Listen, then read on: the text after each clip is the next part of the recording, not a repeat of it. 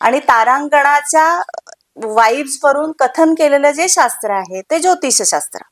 आणि अपभ्रंशाने ज्योती ही ईश म्हणत ज्योतिष असं झालं. यावत चंद्र दिवा करू, म्हणजे जोपर्यंत रवी आणि चंद्र आकाशामध्ये आहेत तोपर्यंत ज्योतिषशास्त्राला काही धक्का नाही. मग किती आता लोक म्हणू देत AI आलं आणि हे आलं ते आलं, आपल्याला काही फरक पडणार नाही, कारण जिथे अभ्यास आहे तिथे ज्योतिषशास्त्र. तूप आणि भाताची आपण आहुती देतो ना, स्वाहा ही त्याची पत्नी आहे आणि म्हणून ते स्वाहा असं म्हणतं. म्हणजे ते पण कधीही कुठल्याही गोष्टी पत्नीशिवाय कम्प्लीट होत नाही. मग याच अनुषंगाने जर तुम्ही बघितलं तर मला हा रोग आणि आजार का झाला ह्याचं उत्तर तुम्हाला राशीत आहे किंवा नक्षत्रात. आता दासबोधामध्ये समर्थांनी खूप छान सांगितलेलं आहे बरं का, की 5 विषयांचा नैवेद्य जेव्हा पाहिजे तेव्हा सिद्ध, ऐसे न करता सध्य रोग होती.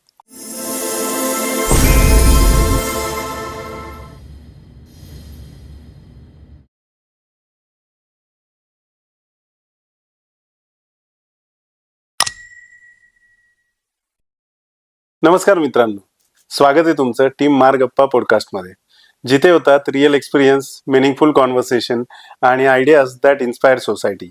आजचा आपला विषय आहे अतिशय वेगळा, खोल आणि अनेकांच्या आयुष्याशी थेट जोडलेला, ज्योतिषशास्त्र, नक्षत्र आणि मानवी जीवनावर त्याचा प्रभाव.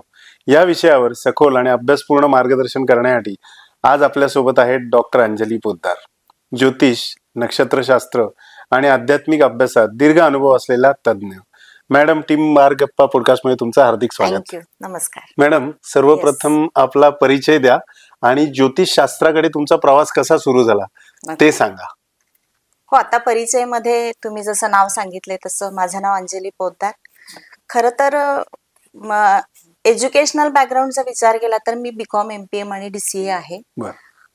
आधी माझा ज्योतिषशास्त्रावर अजिबात विश्वास नव्हता, अजिबातच नव्हता. आणि जेव्हा कोणी पत्रिका दाखवायचा वगैरे विषय करायचे तेव्हा मी त्यांना थांबवायचे की अरे अशा काही गोष्टी नसतात आणि आपली ताकद ही आपल्या मनगटात आहे आणि डेस्टिनी आपण बदलायची असते असं मी लोकांना आधी सांगायचे. पण समहाऊ आयुष्यामध्ये काही वळणे येतात आणि त्याबरोबर मला आपोआप ह्या शास्त्राची आवड निर्माण झाली. खरं तर अगदी सहज कुतूहल म्हणून मी एका पेपरमध्ये निवेदन बघितलं की मोफत ज्योतिष वर्ग आहेत आणि मी कुतूहल म्हणून गेले तिथे. आणि तो प्रवास मला इतका आवडला. थोडासा बौद्धिक दर्जा आपला जो असतो ना, हा आपण क्युरियस असतो आणि त्या बाबतीत मला असं नेहमी वाटायचं की अभ्यास आहे तर करून बघूया, काय हरकत आहे. आणि म्हणून मी तो अभ्यास म्हणून करायला लागले आणि मला त्याच्यात इतकी आवड निर्माण झाली की मला असं वाटायला लागलं की ज्योतिष हा माझा आता श्वास आहे, की हा संपणार नाही. आणि मग त्यात सगळ्याच गोष्टी, मग प्रवीण झाले, विशारद झाले, शास्त्री झाले, मग रमलशास्त्र, टॅरो कार्ड, न्यूमरॉलॉजी, जेमॉलॉजी, म्हणजे जे जे काय आपण म्हणतात ना की शास्त्राशी निगडीत ज्या सगळ्या गोष्टी आहेत त्या अगदी हापापलेपणानं घ्यायला मला आवडायला लागलं. आणि ह्यात इतका आनंद आहे की हा आनंद वर्णनातीत आहे, म्हणजे तो सांगता येत नाही की समोरच्याला काय वाटतं ह्यापेक्षा मला काय वाटतं हे फिलिंग जास्त ज्योतिषशास्त्राचं महत्वाचं आहे. आणि आपल्या परिचयामध्ये जर गोष्टी बघितल्या तर आपली हडपसर, निगडी प्राधिकरण, कोथरूड आणि ऑनलाईन बॅचेस सुद्धा आपल्या भरपूर आहेत. तर ह्या अनुषंगाने आपण क्लासेस घेतो, ज्योतिष वर्ग सगळे आपले आहेत आणि वेगवेगळे वर्कशॉप असतात. पंचांगापासून आपली सुरुवात असते आणि ह्या सगळ्या गोष्टी शास्त्राशी निगडीत जे काय आहे ते अंडर वन रूफ आहे असं मी म्हणेन. ओके. नक्षत्रशास्त्र म्हणजे काय आणि ते व्यक्तिमत्वावर कसं परिणाम करतं? चंद्र नक्षत्राचं आपल्या जीवनात इतकं महत्व का मानलं जातं आणि प्रत्येक नक्षत्राचं व्यक्तिमत्व वेगळं का असतं? अच्छा, खरं तर हे नक्षत्र हा विभागच खूप कुतूहल निर्माण करणार आहे. म्हणजे तुम्ही जेव्हा जेव्हा बघाल की ज्योतिषशास्त्रालाच आपण काय म्हटलंय की शासनात शास्त्रम असं म्हटलंय, की मग तिथे काही गोष्टी अशा असतात ना की तुम्ही जेवढ्या डीप जाल तेवढा तो अभ्यास आहे. म्हणून आज स्पेसिफिकली मगाशी मी जसं तुम्हाला म्हटलं की आपली नक्षत्राची बाग आहे इथे कराडमध्ये. 27 नक्षत्र आपण इथे बनवलेली आहेत, ते म्हणजे त्याचं रोपण केलेलं आहे, त्याची उपासना वगैरे याच्यासाठी लोकांना हे अवेलेबल आहे. आणि आपलं खगोल निरीक्षण केंद्र आहे, पक्षी निरीक्षण केंद्र आहे. आपली आपण 27 नक्षत्रांचे आराध्य वृक्ष आहेत, त्याची एक नक्षत्र बाग बनवली आहे, त्याचं नाव आहे त्रिनेत्र नक्षत्र वाटिका. ही आपण कराडमध्ये हा प्रोजेक्ट आहे. याचबरोबर आपण खगोल निरीक्षण केंद्रही सुरू केलंय, म्हणजे टेलिस्कोपच्या माध्यमातून तुम्ही स्टार गेजिंग वगैरे करू शकता. आणि जे अभ्यासू आहेत, उत्सुक आहेत, त्यांच्यासाठी हे तुम्हा सगळ्यांसाठी उपासनेला आणि अभ्यासाला वेलकम आहात तुम्ही सगळे. पक्षी निरीक्षण केंद्र हे आपण इथं केलंय. याच्याशी जोडून हा तुमचा जो आत्ताचा प्रश्न आहे, हा नक्षत्राचा मी तुम्हाला सांगते. म्हणजे ज्योतिषशास्त्रच हे मुळात गहन शास्त्र आहे. आणि कितीही आपण नाही म्हटलं ना तरी आपल्याला हा एक विचार करायला लागेल की ह्या शास्त्राशी निगडीत असणाऱ्या गोष्टी म्हणजे काय, की शासनात शास्त्रम आपण जेव्हा म्हणतो त्यामध्ये इथं निरीक्षण आहे, परीक्षण आहे, अभ्यास आहे, तर्काची संगत आहे. म्हणजे जे लोक म्हणतात की शास्त्र आहे की नाही, तर त्यांना मला सांगावं लागेल की जे सातत्याने अभ्यास करत राहायचं असतं ते शास्त्र असतं. म्हणजे हे कधीच थांबलं नाही पाहिजे. तुम्हाला क्युरिओसिटी वाटते, तुम्ही या, शिका आणि मग तुम्हाला अंदाज येईल. आता ज्योती ही अधिक ईश असं आपण म्हणतो. तर ज्योती म्हणजे तारांगण, आणि तारांगणाच्या वाईब्स वरून कथन केलेलं जे शास्त्र आहे ते ज्योतिषशास्त्र. आणि अपभ्रंशाने ज्योती ही ईश म्हणत ज्योतिष असं झालं. तर यामध्ये सगळ्याच गोष्टी आहेत की ग्रह, नक्षत्र, तारे यांचे आपल्या मानवी जीवनावर काय परिणाम होतात ह्याचा अभ्यास. अर्थात आत्ताचे आपण जे ज्योतिषी आहोत याच्यामध्ये आपलं काही फारसं क्रेडिट नाही असं मला वाटतंय. कारण आपण वी आर जस्ट मेडिएटर. की आधीचे जे आहेत पराशरी असतील, लल्ल असतील किंवा भास्कराचार्य असतील, वराहमिहिर असतील, भृगु ऋषी असतील, यांनी सगळं अवकाश अवलोकन करून आपल्याला अभ्यास रेडी तयार करून दिलेला आहे. आणि आपण फक्त काय करतोय, त्यांच्या अभ्यासाच्या अनुषंगाने इतर लोकांना तो माध्यमातून आपण इतरांना देतोय. मग ह्या सगळ्या गोष्टी आपण जेव्हा बघतो की जुन्या ग्रंथांमध्ये आणि पुराणांमध्ये ज्योतिषशास्त्र हे अगदी अनादि अनंत, त्याला असं म्हणतात बरं का सर, की यावत चंद्र दिवा करू, म्हणजे जोपर्यंत रवी आणि चंद्र आकाशामध्ये आहेत तोपर्यंत ज्योतिषशास्त्राला काही धक्का नाही. मग किती आता लोक म्हणू देत AI आलं आणि हे आलं ते आलं, आपल्याला काही फरक पडणार नाही. कारण जिथे अभ्यास आहे तिथे ज्योतिषशास्त्र, कारण इथे तर्काला खूपच वाव आहे. आणि मग मी आता तुम्हाला सांगेन की आपल्या जुन्या ग्रंथांमध्ये कशा याच्या सगळ्या गोष्टी दिलेल्या आहेत. म्हणजे अगदी सांगायचं तर ऋग संहितामध्ये सुद्धा किंवा तैत्तरीय ब्राह्मण मध्ये आपल्याला तर सगळ्या गोष्टी अशा दिलेल्या आहेत की ऋषीमुनींनी कसं हे शोधून काढलं. म्हणजे येणारा जो रवी आहे हा उगवतो एका ठिकाणाहून, मावळतो वेगळ्या ठिकाणी, मग हा नक्की कसा वर्क करतोय, म्हणजे किती वाजता तो काल ज्यावेळी आला त्याच वेळी आत्ता बरोबर येतोय का, दुसरा रवी येतोय का तोच रवी येतोय, इतकं त्यांना कुतूहल होतं. आणि मग तो मावळताना मग दिशा तीच आहे का, जागा तीच आहे का, वेळ तीच आहे का, मग त्याचा आकार तोच आहे का, रंग तोच आहे का, इतकं कुतूहल त्यांना होतं. त्याचबरोबर चंद्राच्या भ्रमणाबद्दल सुद्धा त्यांनी अभ्यास केलेला आहे. हे आपल्याला ऋग संहितेमध्ये सगळं सांगितलेलं आहे. तर त्याच असं सांगितलंय की चंद्र जो येतोय, की रवीलाही प्रकाश आहे, चंद्रालाही प्रकाश आहे. मग चंद्रामध्ये वेगळेपण काय आहे, तर तो प्रतिपदेची जशी आपण म्हणतो की कोर असते ती हळूहळू हळू वाढत जाते. पौर्णिमेला तो मोठा का होतो आणि मग नंतर अमावस्येपर्यंत डाऊन का होतो, या सगळ्याचं कुतूहल होतं त्यांना. आणि रवी चंद्र ह्याच्या कुतूहलाच्या गोष्टी आपल्याला जुन्या ग्रंथांमध्ये दिल्याय. इथून खरं तर आवड आणि अभ्यास या आपला वाढत जातो. म्हणजे जुने ग्रंथ वाचताना आपल्याला हे लक्षात येतं की हे किती इंटरेस्टिंग आहे. हा खरं तर आपण आता सुद्धा विचार नाही करत की आला रवी गेला, पण त्यावेळी ह्या गोष्टींचा विचार केलेला आहे. तुम्ही आपला विषय जो चाललाय की ऋक्संहितामध्ये चंद्र आणि रवी याचं कुतूहल दिलंय. तैत्तरीय ब्राह्मण मध्ये आपण गेलो तर त्याच्यामध्ये नक्षत्राच्या देवता दिलेल्या आहेत, नक्षत्रांची नावं दिलेली आहेत, त्याच्या उत्पत्ती कथा दिलेली आहे, किंवा आपण रविचंद्राचा भ्रमण मार्ग जो आहे त्याविषयीच्या गोष्टी दिल्यात. नंतर आपण पुढे पुढे जातोय तसं अथर्व संहितामध्ये नक्षत्रांची नावं, त्याच्याबरोबर त्याच्या अशुभ फलांचा काय विचार आहे ह्याही गोष्टी त्याच्यामध्ये दिले. एकूणच जर आपण बघितलं तर शतपथ ब्राह्मण, ऐतरीय संहिता, तैतरीय श्रुती याच्यामध्ये आपल्याला नक्षत्रांच्या ज्या कथा आहेत आणि त्याचं फलित आहे याचं वर्णन आपल्याला केलेलं दिसतं. अशुभ फलांच्या कथा अथर्व संहितेमध्ये आपल्याला, अशुभ नक्षत्रांच्या कथा आहेत ह्या अथर्व संहितेमध्ये आपल्याला दिसतात, किंवा अशुभ नक्षत्र काय परिणाम करतात हे आपण त्याच्यामध्ये बघू शकतो. आता जुन्या ग्रंथांमध्ये विचार केला तर 27 नक्षत्रांचा जो आपण म्हणतो की 360 अंशाचं क्रांतिवृत्त आहे आणि त्यामध्ये नक्षत्रांचं विभाजन केलेलं आहे. 27 नक्षत्र आपल्याला केले गेलेले आहेत. तर प्रत्येक नक्षत्र हे 13 अंश 20 कलांचं येतं आणि प्रत्येक चरण हा 3 अंश 20 कलांचा येतो. पूर्वीच्या ज्या ग्रंथांमध्ये म्हणजे प्रत्येक नक्षत्राची नावं ही वेगळी होती. जसं की काही आपण घेऊया, मूळ नक्षत्राला आधी विचृती म्हटलेलं आहे, हम्म. श्रवण नक्षत्राला श्रोणा म्हटलेलं आहे, किंवा पुष्य नक्षत्राला तिस्य असं म्हणायचे, ओके. किंवा रोहिणीला अरोहिणी असं नाव होतं. ओके. मग ह्या जुन्या ग्रंथातल्या नंतर गोष्टी काही वापराच्यातून आणि चाली बदल होतात, तसा बदल होत आपल्याला येताना दिसतात. ओके. तर ज्या आपण म्हणतोय ना की नक्षत्र काय परिणाम करतात, तर आता जे आपण बघतो तर बहुतांशी लोक पुस्तकांवरून अभ्यास करतात. तर पूर्वी संस्कृत हे असायचं आणि तो ग्रंथाधार धरूनच केलेल्या गोष्टी असायच्या. तर स्वस्तीमध्ये रेवती म्हटले, म्हणजे रेवती एवढं आपल्याला लक्षात आलं तरी स्वस्ती म्हणजे कल्याण, तर कल्याण करणारं असं ते रेवती नक्षत्र असं म्हटलं. किंवा पुनर्वसू, पुन्हा घटना घडते, तर त्याला एक ऋग्वेदामध्ये आपल्याला असं सांगितलंय की अग्निशेमाम पुनर्वसू अस्मे धारया ते रईम. म्हणजे खरं तर तिथे काय झालंय की देवांनी अग्नी प्रज्वलित करण्याचा प्रयत्न केला आणि तो झाला नाही त्यावेळी प्रज्वलित, आणि म्हणून पुन्हा प्रयत्न केला, त्यावेळी तो झाला, आणि म्हणून ते पुनर्वसू नक्षत्र, म्हणजे जिथे पुन्हा पुन्हा काम घडतं ते पुनर्वसू नक्षत्र आहे असं म्हटलं जातं. आता जसं पुनर्वसूच्या ह्या गोष्टी आहेत, तसंच प्रत्येक नक्षत्राचे छोट्या ट्रिक आहेत, म्हणजे जे अभ्यासू आहेत त्यांनी ह्या अगदी गोष्टी अभ्यासायला हरकत नाही. की सुहवम मे कृतिका रोहिणी असं म्हटलंय, म्हणजे याच्यामध्ये असं म्हटलंय की कृतिका नक्षत्र हे काय आहे, अग्नीशी निगडीत आहे, दाहक आहे, आणि अग्नीला हवन प्रिय आहे.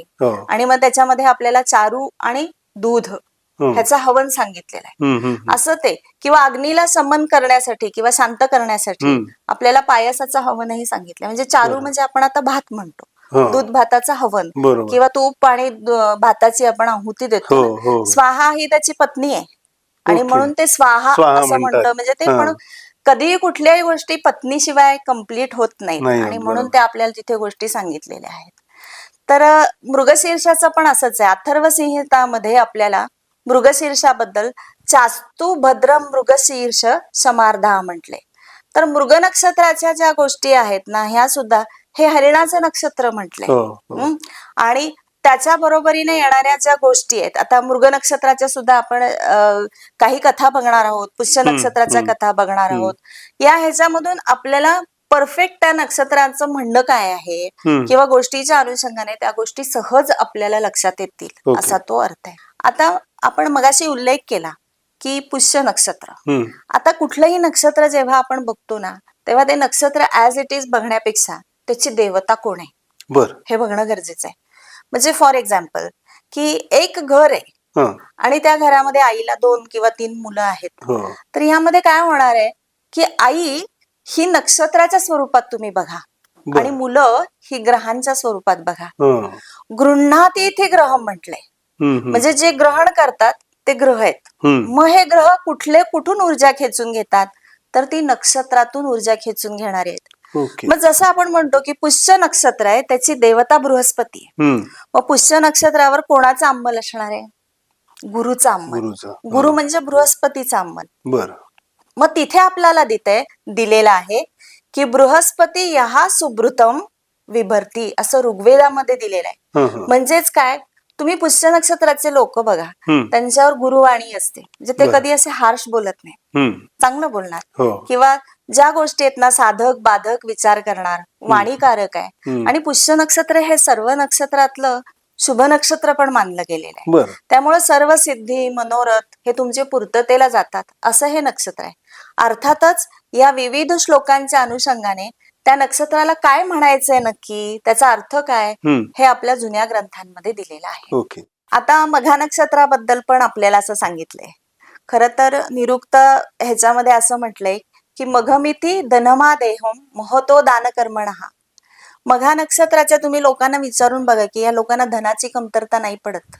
हे सहज आहे. म्हणजे इथे जर तुम्ही बघितलं तर एखादा श्लोक घेतला की ते तुम्हाला ह्या गोष्टी सहज लक्षात येतात. दुसरी गोष्ट आहे की त्यामध्ये जे आपण नक्षत्र म्हणतोय की नक्षरती आता नक्षत्र म्हटले, म्हणजे जे कधीही आपल्या जागेपासून हलत नाही, ढळत नाहीत अशी नक्षत्र आहेत. मग हे सगळं जग आपण म्हणतो की मागे आपण म्हटलो की जलसृष्टी झालीये, जलमय झालंय, किंवा द्वापार युग गेलं, अमुक युग आली, आणि हे मग तरी नक्षत्र आहेत ना तशीच. तर त्याला आपल्याला छान श्लोक सांगितलाय, सलिलम वा इदम अंतरासित यद तारकाणाम तारकत्व म्हटलंय. म्हणजे जेव्हा सगळी सृष्टी जलमय झाली त्यावेळी जे तरलं ते फक्त न फक्त नक्षत्र असं म्हटलंय. त्यामुळे नक्षत्रांना कोणीही हानीच पोहोचवू शकत नाही आणि याचा मानवी जीवनावर अतिशय मोठा परिणाम आपल्याला होताना दिसतोय. नक्षत्राच्या जेव्हा आपण गोष्टी बघतो किंवा आता आपण बघितलं की पुष्य नक्षत्र, पुनर्वसू नक्षत्र किंवा मघा, तर इथे असं म्हटलंय की ज्येष्ठा नक्षत्र जे आहे, ज्येष्ठा नक्षत्रावर इंद्राने वृत्तासुराचा वध केलेला आहे. आणि मग तिथून पुढे मूळ नक्षत्र ह्याच्यामध्ये घनघोर युद्ध झालं असंही म्हटलंय. आणि पूर्वाषाढामध्ये ते हळूहळू काय झालं, स्थिर व्हायला लागलं. तर ज्येष्ठा मूळ ही नक्षत्र जेव्हा आपण म्हणतो की ह्या लोकांची वृत्ती तशी का असते की थोडं अग्रेशन ह्या लोकांच्या मध्ये दिसतं, तर ते आपल्याला जुन्या श्लोकांमध्ये त्याचा अर्थ दिसून येतो. अथर्व संहितेमध्ये, सतपथ ब्राह्मण मध्ये ह्या सगळ्यांचे उल्लेख आपल्याला छान पद्धतीने दिलेले आहेत. नक्षत्रांच्या देवता आणि उत्पत्ती याबद्दल काही कथा तुम्हाला अजून सांगता येतील का? हा, उत्पत्ती कथा आपल्याला भरपूर दिलेल्या आहेत. म्हणजे खर तर शतपथ ब्राह्मण मध्ये आपल्याला ह्या जुन्या कथा दिसत आहेत. तर त्याच्यामध्ये असं म्हटलेलं आहे की प्रजापती जे आहेत, या प्रजापतींचं आपल्या कन्येबरोबरच प्रेम झालं. आणि मग ते प्रजापती, रोहिणी त्यांची कन्या, ती आवडत होती त्यांना. आणि मग त्याच्यासाठी हे जेव्हा देवतांच्या कानावर गेलं तेव्हा देवतांनी असं ठरवलं की हे चुकीचं होतंय. आणि म्हणून आपली सगळी शक्ती एकवटली आणि त्यांनी त्या प्रजापतीच्या मागे व्याध सोडला. बरोबर आहे. मग व्याधामध्ये काय, ते आपण म्हणतो ना हंटिंग मटेरियल वगैरे असे असतात, तशा त्या गोष्टी व्याध ते गेले. आणि मृग नक्षत्र, व्याध आणि तिथे प्रजापती आहेत असं आपल्याला तो सीन आहे. आणि रोहिणी जी आहे ही प्रजापतीला घाबरून वर जाते. वर जाते म्हणून त्याला आरोहण करणारी रोहिणी म्हटलेलं आहे. आणि मग मृग नक्षत्र जेव्हा आपण बघतो तर खऱ्या अर्थाने ही रोहिणी नक्षत्र, व्याध आणि ह्या सगळ्या मृग नक्षत्र, व्याध आणि रोहिणी हे आपल्याला आकाशामध्ये जेव्हा स्टार गेजिंग बघतो त्यावेळी असेच्या अशा गोष्टी आपल्याला दिसतात. म्हणजे ते अप्लाय होताना दिसतात की आत्ताही. आणि मग तुम्ही बघा की ऋषीमुनीने आपल्या ज्यावेळी ह्या कथा वगैरे वेगवेगळ्या सांगितल्यात तेव्हा जीवसृष्टी असेल किंवा वन्यजीव असतील किंवा नेहमीचे प्राणी असतील, आणि त्याच्या अनुषंगाने ही जी चित्र जिथे अप्लाय होतात ती सर्वसामान्य लोकांवर चांगला ठसा उमटण्यासाठी सहजगत्या आपल्याला गोष्टी रूपातून दिलेल्या आहेत. त्याचा संदेश एवढाच आहे की तुम्हाला सहज त्या गोष्टी समजाव्यात. किंवा तुम्ही आता बघा की नक्षत्र ज्यावेळी आपण अवलोकन करतो त्यावेळी, आता पुढे मी तुम्हाला कृतिका नक्षत्राची गोष्ट सांगेन, तर सप्तर्षींची कथा आहे. म्हणजे सप्तर्षींच्या पत्नी केल्याशिवाय सप्तर्षी आकाशातून उगवत नाहीत. तर ह्याही गोष्टी तुम्हाला नक्षत्र आपण बघतो तेव्हा त्या छानपैकी लक्षात येतात आणि याचे रिझल्टही आपल्याला समजतात. त्याच्यासाठी स्टार गेजिंग म्हणून मृग नक्षत्र असू दे किंवा रोहिणी असू दे, या ह्याच्यामध्ये मृग म्हणजे हरिण म्हटलंय. मग हरिण हे कसं आहे, परत चपळ आहे आणि घाबरट पण आहे. बरोबर आहे. मग आता त्या अनुषंगाने मृग नक्षत्राची पुढे येणाऱ्या गोष्टी आहेत त्या मी तुम्हाला सांगेन. ओके, ठीक आहे. चंद्र नक्षत्राचं आपल्या जीवनात इतकं म्हणजे महत्व का मानलं जातं? हा, आता आधी हे लक्षात घ्या की नक्षत्र काही माणसाला एकच नसतं. हो, जे 27 नक्षत्र आहेत ना आणि 12 ग्रह आहेत, म्हणजे तुमच्या 12 ग्रह कुठल्या तरी नक्षत्रात आहेतच आहेत. कायम हे लक्षात ठेवायचं. मग त्यात दुसरी गोष्ट काय की जे आपण म्हणतो की तुम्हाला एक आराध्य वृक्ष दिलाय किंवा एक नक्षत्राची देवता दिलीये किंवा त्याचं पूजन करायचंय, हे कशावर अवलंबून आहे, तर तुमचा चंद्र ज्या नक्षत्रात आहे ते नक्षत्र तुम्ही वापरात घ्यायचं. म्हणजे सर्वसामान्य लोकांचा चंद्र कोणत्या नक्षत्रात आहे त्याचा तुम्ही विचार करायचा आहे. असं म्हणतात की मन आणि चंद्र, चंद्रमा मनसो जातः असं म्हटलंय. मनाचा आणि चंद्राची खूप जवळची कनेक्टिव्हिटी आहे. म्हणजे चंद्र जे आहे नक्षत्राचे गुण खेचून घेतो आणि तेच मानवावर परिवर्तित होत असतात. तर इथे आपण जेव्हा विचार करतो तर जे नक्षत्र असेल तशाच गोष्टी आहेत. सपोज तुमचा चंद्र कुंडली मधला चांगला आहे तर ती व्यक्ती छान दिसणार तुम्हाला, हेल्दी असणार, पॉझिटिव्ह असणार, किंवा अशा व्यक्तींचे विचार हे सकारात्मक दिसतात. म्हणजे तुम्हाला त्या चंद्र नक्षत्राचे परिणाम दिसतात. काही क्रूर नक्षत्र असतात तर त्या लोकांना ऍट एनी कॉस्ट ज्या गोष्टी आहेत ना ह्या क्रूरतेकडे नेणाऱ्याच आहेत. म्हणजे जी शांत आणि सौम्य नक्षत्र आहेत ना त्याचे परिणाम आपल्याला वेगळे दिसतात आणि जी नक्षत्र अशी क्रूर आहेत त्याचे परिणाम वेगळे दिसतात. तर मन आणि चंद्र, चंद्र आणि तन, तन आणि मन. चंद्र जसा आहे तुमच्या पत्रिकेत तसं तुमचं तन आहे जसं तुमचं तन आहे तसं तुमचं मन आहे आणि हम्म. तसंच चंद्राचं रिफ्लेक्शन. आणि म्हणून मी नेहमी सहजगत्या शिकवताना सांगते की ज्याचा चंद्र छान आहे त्याचा चेहरा छान असतो. प्रसन्नता आपण म्हणतो की एखाद्या व्यक्तीबरोबर बोलताना आपल्याला प्रसन्न वाटतंय. तर पूर्वी बघा की साध्या साध्या गोष्टी असतात की सपोज रोहिणी नक्षत्र आहे तर ह्या रोहिणी नक्षत्राची देवता ब्रह्मा आहे.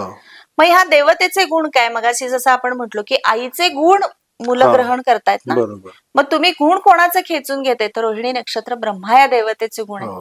म्हणजे ह्या लोकांच्या मध्ये सृजनशीलता दिसते की वेगळं काहीतरी करणं, कारण ब्रह्मा उत्पत्ती करताय असं आपण म्हटलंय. किंवा कृतिका नक्षत्र हे उग्र आहे बघा, मग याची देवता अग्नी आहे. म्हणजे ह्यांची कामच अडमधडम असतात असं आपण म्हणू शकतो. म्हणजे काय मोठ्या स्वरूपातली किंवा जी आपण म्हणतो ना की स्त्रिया सुद्धा ज्या आहेत ना कुर्रेबाज, डॅशिंग, डॉमिनेटिंग अशा दिसणार. कृतिका नक्षत्रात शांतता कुठे नाही. अग्नी आहे ना तो कसा आहे, त्याला चेव आहे, त्याला ताकद आहे, त्याला ऊर्जा आहे. आणि ते कधी कधी स्त्रिया म्हणतात की चॅलेंज घ्यायचं असेल लाईफ मध्ये तर आय एम नॉट स्टॉपेबल, तुला काय करायचं ते कर. ते आहे ना ते तो अग्नी नक्षत्र आहे. कृतिका नक्षत्र हे जुमानत नाही कोणाला. मग तिथे कळतं तुम्हाला की तिथे अग्नी ही देवता आहे. त्याचबरोबर चित्रा नक्षत्र आहे. तुम्ही चित्रा नक्षत्र बघा, इतकं सोपं आहे ना ज्योतिष. माणसं ज्यावेळी तुम्ही बघाल ना त्यावेळी ते तुम्हाला समजायला लागतं. चित्रा नक्षत्र म्हणजे चित्रासारखे लोक दिसतात, आखीव रेखीव सुंदर दिसतात ते.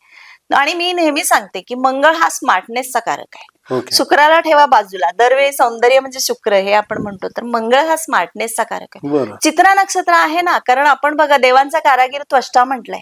मग या त्वष्टाची कारागिरी काही कमी असणार आहे का?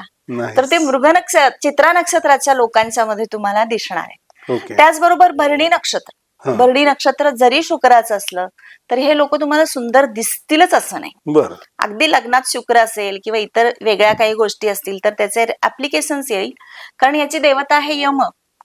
आजपर्यंत कोणी सांगितलंय की वा मला यम दिसला आणि तो खूप सुंदर होता, अशा गोष्टी होत नाही. आणि मग हा फरक पडतो. आता आर्द्रा नक्षत्र आहे, याची देवता शंकर आहे. म्हणजे हे लोक काय आहेत की न डगमगणारी, काहीही झालं तरी आपलं ध्येय गाठणारी आणि पुढे जाणारी लोक आहेत. पुनर्वसू नक्षत्र आहे, ह्याची देवता आदिती, ही तर देवांची माताच मानली.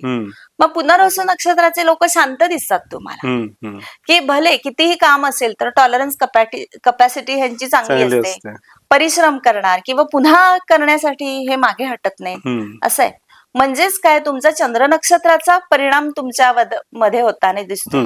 की तुम्ही बघा मुळातच मूळ नक्षत्र आहे, रोग आजारांच्या ह्याच्यामध्ये सुद्धा आपण येणार आहोत, पण मूळ नक्षत्राला मूळ व्याधीचे त्रास होतात. म्हणजे हे काय झालं, चंद्राचं रिफ्लेक्शन आहे ना, की चंद्र कसा आहे, चंद्रमा मग मनावरही परिणाम होतो, तणावरही परिणाम होतो आणि मग इनऑल सगळ्या ह्याच्यावर त्याचे व्हायब्रेशन्स आपल्याला वेगवेगळे दिसतात. आता या नक्षत्रांचं जसं आपण म्हणतो की चंद्राचा परिणाम तुम्ही आता विचारलं, तर करिअर असू दे, व्यवसाय असू दे, जीवनामध्ये येणाऱ्या सगळ्या घटना आणि घडामोडी या चंद्रावर असतात. चंद्र म्हणजे काय, मन. माझं मन जोपर्यंत सांगत नाही की मला ही गोष्ट करायची आहे तोपर्यंत आपण त्याच्यात पुढे जात नाही. म्हणजे मुळातच तुमचे काय राशी कुठले आहेत, ग्रह कुठले आहेत, नक्षत्र काय आहेत किंवा तुमच्या कुंडलीचा ढाचा काय आहे हे आधी बघायला लागतं. म्हणजे बघा, खरं तर तसं बघायला गेलं तर लग्न कुंडली म्हणजे झाड म्हटलेलं आहे, बरोबर आहे. चंद्र कुंडली हे त्याचं मूळ म्हटलंय आणि नवमांश म्हणजे त्याचं फलित असं म्हटलंय, बरोबर आहे. म्हणजे एखादी गोष्ट आहे ती तुम्हाला दुर्दम्य इच्छाशक्ती आहे की नाही ही कुंडलीत बघून आपल्याला सांगता येते. लग्न म्हणजे काय, तुम्हाला काय करायचं हे ठरवतं. लग्नातले ग्रह म्हणजे एखादी व्यक्ती असते, लहानपणी आपल्याला मला हे व्हायचंय हे व्हायचंय आणि ते आपोआप त्या ह्याच्यात जातात पुढे, ती तुमची दुर्दम्य इच्छाशक्ती दाखवतं. चंद्र काय करतं, पावले टाकतं. बघा, मन हे एखादी गोष्ट आपली ऐकलेली असेल तर मन त्याचा विचार करत असतं. म्हणजे खूप साध्या साध्या गोष्टी असतात. एखादी गोष्ट बघा, आता मला मिसळ खायची, हे टेम्पटेशन आलं तर आधी डोक्यात येतं आणि मग मन ठरवतं आता काटाकिरची आहे किंवा भाडायची मिसळ आहे आणि तिथं गेलं पाहिजे. म्हणजे अगदी तुमची 30-32 ग्रॅमची जीप 30-32 किलोमीटर तुम्हाला घेऊन जाते कधी हे कळत नाही, पण ते मनात आलंय ना. म्हणजे चंद्र ही पावले टाकतं आणि नवमांश हे त्याचं फल आहे. फुलफिलमेंट, मी आता म्हटलं ना वा खाल्लं, आज मनामध्ये आलं आणि मी आता हे खाल्लंय तर हे छान वाटतं आपल्याला. तर मग तुमच्या सगळ्याच गोष्टी की चंद्राप्रमाणे ज्या असतात की व्यवसाय असतील, मग तुमचे व्यवसाय कुठले होणार आहे, डॉक्टरी व्यवसाय आहे का, वकिलीमध्ये तुम्ही जाणार आहेत किंवा काय. तर कधी कधी बघा की एक कुंडलीचा ढाचा आपल्याला नक्षत्र किंवा ग्रहांच्या अनुषंगाने सुद्धा कळतात. काही नक्षत्र ही पूर्वार्धामध्ये प्रगती करून देणारी असतात बर. त्याला त्रिणी पूर्वाणी नक्षत्र म्हणतात. ओके. 3 पूर्वा नक्षत्र, ती हम्म. त्रिणी पूर्वाणी म्हणजे ती नक्षत्र पूर्वार्धात प्रगती करून देणारी. म्हणजे पूर्वाषाढा, पूर्व भाद्रपदा ही नक्षत्र, आणि काही नक्षत्र ही तुम्हाला उत्तरार्धामध्ये प्रगती करून देणारी असतात. तर त्याला असं म्हटलंय उत्तराषाढा आणि उत्तरा भाद्रपदा. म्हणजे तुमच्या आयुष्याची बघा की देव कधीच कुणाला पूर्णपणे सुख देत नाही आणि पूर्णपणे दुःख देत नाही. या सगळ्या गोष्टी वाटून आलेल्या आहेत. मग तुमच्या ग्रहांच्या बाबतीत, तुमच्या कुंडलीच्या बाबतीत हा तुम्हाला संयोग अभ्यासाने आखता येतो. आणि मग तुम्ही कुठलाही प्रश्न असेल हा चंद्राच्या नक्षत्राला किंवा इनॉल तुमच्या कुंडलीला लावला की तुम्हाला सहज उत्तरं मिळतात. तर चंद्राचे चांगल्या वाईट दोन्ही, प्रत्येक ग्रहाच्या, प्रत्येक नक्षत्राच्या, प्रत्येक ठिकाणाच्या चांगल्या वाईट दोन्ही गोष्टी आपल्याला येतात. मी नेहमी गमतीचा भाग आहे म्हणून विद्यार्थ्यांना सुद्धा सांगत असते, राशी, ग्रह, नक्षत्र हे एकावर एक फ्री आहे, छापाकाटासारखं. बरोबर आहे. एका बाजूला एक आहे तर दुसरी बाजू आपल्याला नाकारता येत नाही. बरोबर. गमतीनं हाही आपण विचार करू शकतो की लग्नात आपल्याला नवरा आवडतो म्हणून लग्न करतो, पण सासू ही त्याच्यावर फ्री मिळते. देर इज नो एक्सक्यूज, आपल्याला घ्यायलाच लागतं. बरोबर आहे. मग तिथे आपल्याला चॉईस नाही चालत.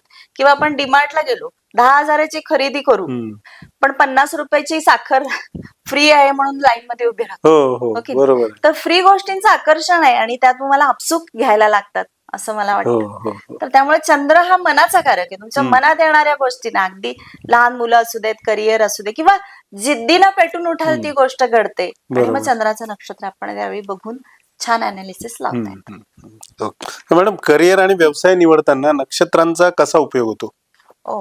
छान आहे हा प्रश्न. म्हणजे खरं तर आता 10वी-12वीचे भरपूर मुलं आहेत आणि यांच्या पालकांना नेहमी शंका असते की आता काय करायचंय, पुढचं आयुष्य कसं असणार आहे, किंवा पूर्वीसारखं आता ज्योतिष सोपं नाही राहिलेलं आहे. म्हणजे पूर्वी कसं असायचं, डॉक्टर, इंजिनियर, वकील हे एवढेच असायच्या गोष्टी. तर आता ह्यामध्ये खूप वेगवेगळे करिअरला तुम्हाला वाटा निर्माण झालेले आहेत, मल्टिपल ऑप्शन्स आहेत. तर मुळातच कसं आहे माहितीये का, तुमच्या कुंडलीचा आधी ढाचा बघायला लागतो. ग्रह काय सांगतायत, राशी काय सांगतायत, किंवा कुंडली मधल्या जे एखादं, त्याला एक साधा नियम आहे की चंद्र दशम स्थानामध्ये किंवा दशम स्थानामधलं जे नक्षत्र आहे ते तुमचं करिअर दाखवतं. असा एक साधा नियम आहे. पण याबरोबर चंद्र, लग्न, नवमांश कुंडली या सगळ्याचा आपल्याला विचार करायला लागतो. म्हणजेच काय, जर आपण खऱ्या अर्थाने बघितलं तर लग्न कुंडली म्हणजे काय, हे झाड आहे. तर चंद्र हे काय आहे, तर त्याचं फूल आहे, आणि नवमांश हे त्याला मिळणारं फळ आहे. बरोबर आहे. मग एकूणच ह्या गोष्टी आपण बघतो. तर जेव्हा एखादी कुंडली आपण बघितली तर लग्न काय करायचंय म्हणजे तुमची दुर्दम्य इच्छाशक्ती दाखवतं. म्हणजे आधी लग्न कुंडलीतलं लग्न स्थान बघावं. जेवढं तुमचं लग्न बलवान असेल ना, तेवढी त्या जातकाची ताकद असते की मी बाय हुक और बाय ट्रूक ह्या गोष्टी मिळवणारच, ही त्याच्यात ताकद असते. मग चंद्र म्हणजे मन. मग हे मन काय करतं, त्या दृष्टीने पावलं टाकतं. बरोबर. आणि मग ह्याचं जे आपल्याला फलित मिळतं ते तुम्हाला नवमांश रूपाने मिळताना दिसतं. मग आता तुम्ही बघा की इथे अनेक गोष्टी आहेत की एखादा डॉक्टरी व्यवसाय करणारा आहे व्यक्ती, मग किंवा एखादा वकील आहे, तो होणार आहे. काही ग्रहांचं कारकत्व असतं. वकिलांचा शनी हा पॉवरफुल असतो, आणि मग तिथे तुम्हाला बघितलं की गोष्टी कळतात. त्याचे ठराविक योग असतात. आणि मग हे तुमच्या कुंडलीत होणार आहे असं सांगितलं की करिअरसाठी जे आपण म्हणतो ना, मल्टिपल आस्पेक्ट्स बघायला लागतात, आणि मुख्य तुमची दशा ही काम करते. दशेच्या अनुषंगाने तुम्हाला त्याची फलितं मिळताना दिसतात. त्यामुळे हे छानपैकी काम करताना आपलं दिसतं. तर जीवनामध्ये तुमचा दृष्टिकोन काय आहे आणि त्या दृष्टीने खरंच आपण जाऊ शकतो का, हे तुम्हाला नक्षत्र सांगत असतात. नक्षत्र आणि आरोग्य यांचा कसा संबंध असतो? आता कसं असतं तुम्हाला सांगते, अगदी छोटं बालक आहे की नाही, या लहान बालकापासून, म्हणजे मी तर म्हणेन अगदी गर्भारपणामध्ये सुद्धा 9 महिने काय उपासना करायची हे ग्रहांच्या अनुषंगाने आपल्याला दिलेल्या असतात गोष्टी. लहान बालक आहे त्याच्यासाठी असणाऱ्या गोष्टी आहेत, शिक्षण घेतो त्याच्यासाठी असणाऱ्या गोष्टी आहेत, मग करिअर आहे, विवाह आहे, संतती आहे, आणि मग जे आपण म्हणतो की थोडस वृद्धावस्थेमध्ये काही रोग येतात, किंवा काही काही वेळेला बघा म्हातारं होणं काही असं अगदी ह्याची गरजच असते असं नाही. तर दोन आधी ह्यातला एक फरक आपण समजून घेऊया की रोग म्हणजे काय आणि आजार म्हणजे काय. जो शरीरात मुळात असतो तो रोग, आणि जो येतो जातो तो आजार. हो की नाही. म्हणजे तो काही कारणाने, म्हणजे ऋतुमानाच्या बदलाने आलाय, आपल्याला सर्दी खोकला झालाय तर तो येतो आणि जातो. पण एखादा रोग हा मुळातच असतो तुमच्या शरीरामध्ये, आणि मग ह्या विषयी ज्या आहेत ना या गोष्टी आपल्याला त्रास व्हायला लागल्या की आपण डॉक्टरांच्याकडे जातो. हो तर ज्योतिषशास्त्र हे का छान आहे, तर आपण डॉक्टरांच्याकडे गेलो, दवाखान्यात गेलो, डॉक्टरांना आपण विचारलं की मला हा त्रास होत आहे.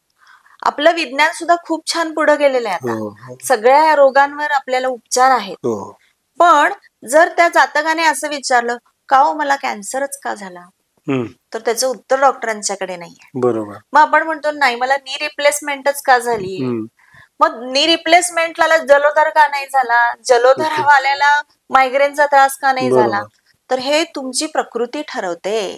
म्हणजे साध्या साध्या गोष्टी आहेत बरं का, की मकर राशी ही तुमची गुडघ्यांवर कारक आहे. सगळ्याच या गोष्टी आहेत ना बघा, तर तुम्हाला ज्योतिषशास्त्र हे खूप छान पद्धतीने सांगितलेलं आहे. म्हणजे एका बघा, मेष राशी डोक्यावर अंमल करणारी, वृषभ रास कंठ आहे तुमच्या वाणीवर अंमल करते, मिथुन राशी खांदे किंवा बाहू फुफ्फुस ह्याच्यावर अंमल करणारी, कर्क रास ही तुमच्या छातीवर अंमल करणारी रास आहे, सिंह रास ही तुमचं हृदय किंवा पाठीचा कणा ह्याच्यावर अंमल करणारी, कन्या रास ही पोटावर अंमल करणारी आहे, त्याचबरोबर तुळ रास ही तुमची मूत्राशय जननेंद्रिय ह्याच्यावर काम करणारी, वृश्चिक रास ही जननेंद्रियांवर काम करते, धनुरास ही मांड्यांवर काम करते, मकर रास ही तुमची गुडघ्यांवर काम करते, कुंभ रास म्हणजे पोटऱ्या सांगितल्या, आणि मीन रास म्हणजे पावलं. आणि तुम्ही जर बघाल तर कुंडलीतले हे 12 भाव आहेत, याच्यामध्ये छानपैकी ह्या सेट झालेल्या गोष्टी तुम्हाला तिथे दिसतायत. बरोबर. मग याच अनुषंगाने जर तुम्ही बघितलं तर मला हा रोग आणि आजार का झाला ह्याचं उत्तर तुम्हाला राशीत आहे किंवा नक्षत्रात. आता नक्षत्रांचा आपण जेव्हा गोष्टींचा विचार करतो तेव्हा जे नक्षत्र आहे, प्रत्येक 27 नक्षत्र आहेत आणि आयुर्वेदानुसार 3 नाडी विचार आपल्याला सांगितलंय, आद्य मध्य आणि अंत्य. तर ह्याच तुम्हाला नक्षत्रात गोष्टी दिसतात.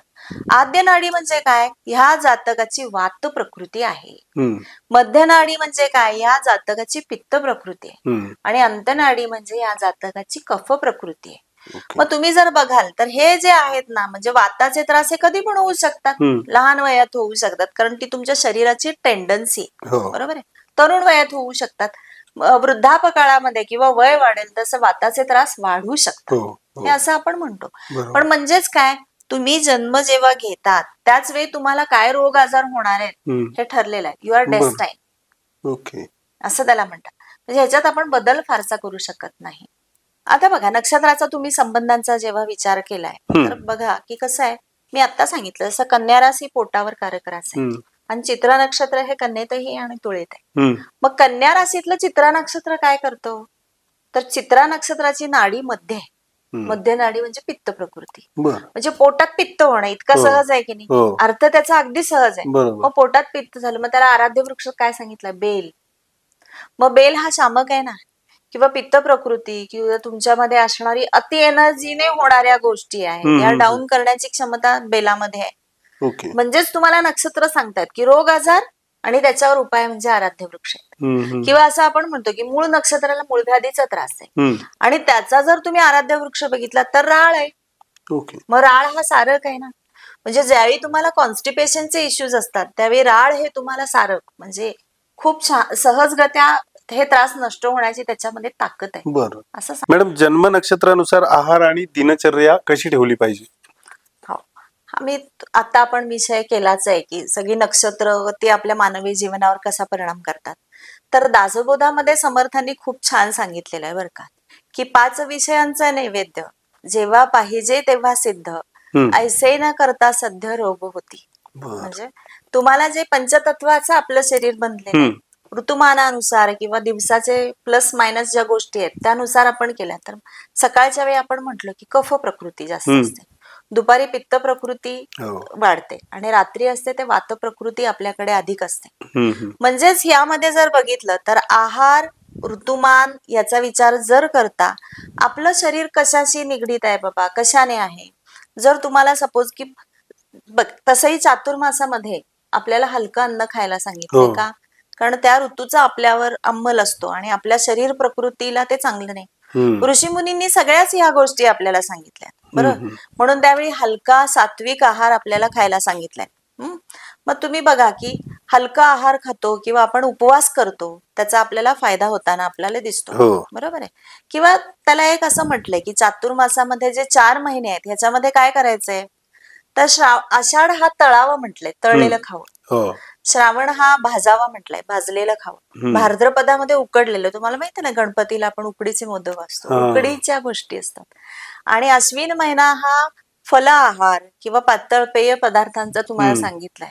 आणि त्यावर म्हणजे नवरात्रात तुम्ही बघा परत 9 दिवस उपवास असतात, परत दसरा, म्हणजे काही ना काही कारणाने तुम्हाला उपवास ह्या गोष्टी त्याच्यात सांगितलेल्या आहेत. तर नक्षत्रानुसार सुद्धाच हा जर विषयाचा तुम्ही विचार केला ना तर कफ प्रकृती, वात प्रकृती, आता सपोज वात प्रकृती आहे तर वात प्रकृतीच्या लोकांनी काय टाळलं पाहिजे तर बटाटे, वांगी, फ्लॉवर किंवा तिखट पदार्थ हे वर्ज करायला पाहिजे. जसे की हरभऱ्याची डाळ ही वर्ज करावीत.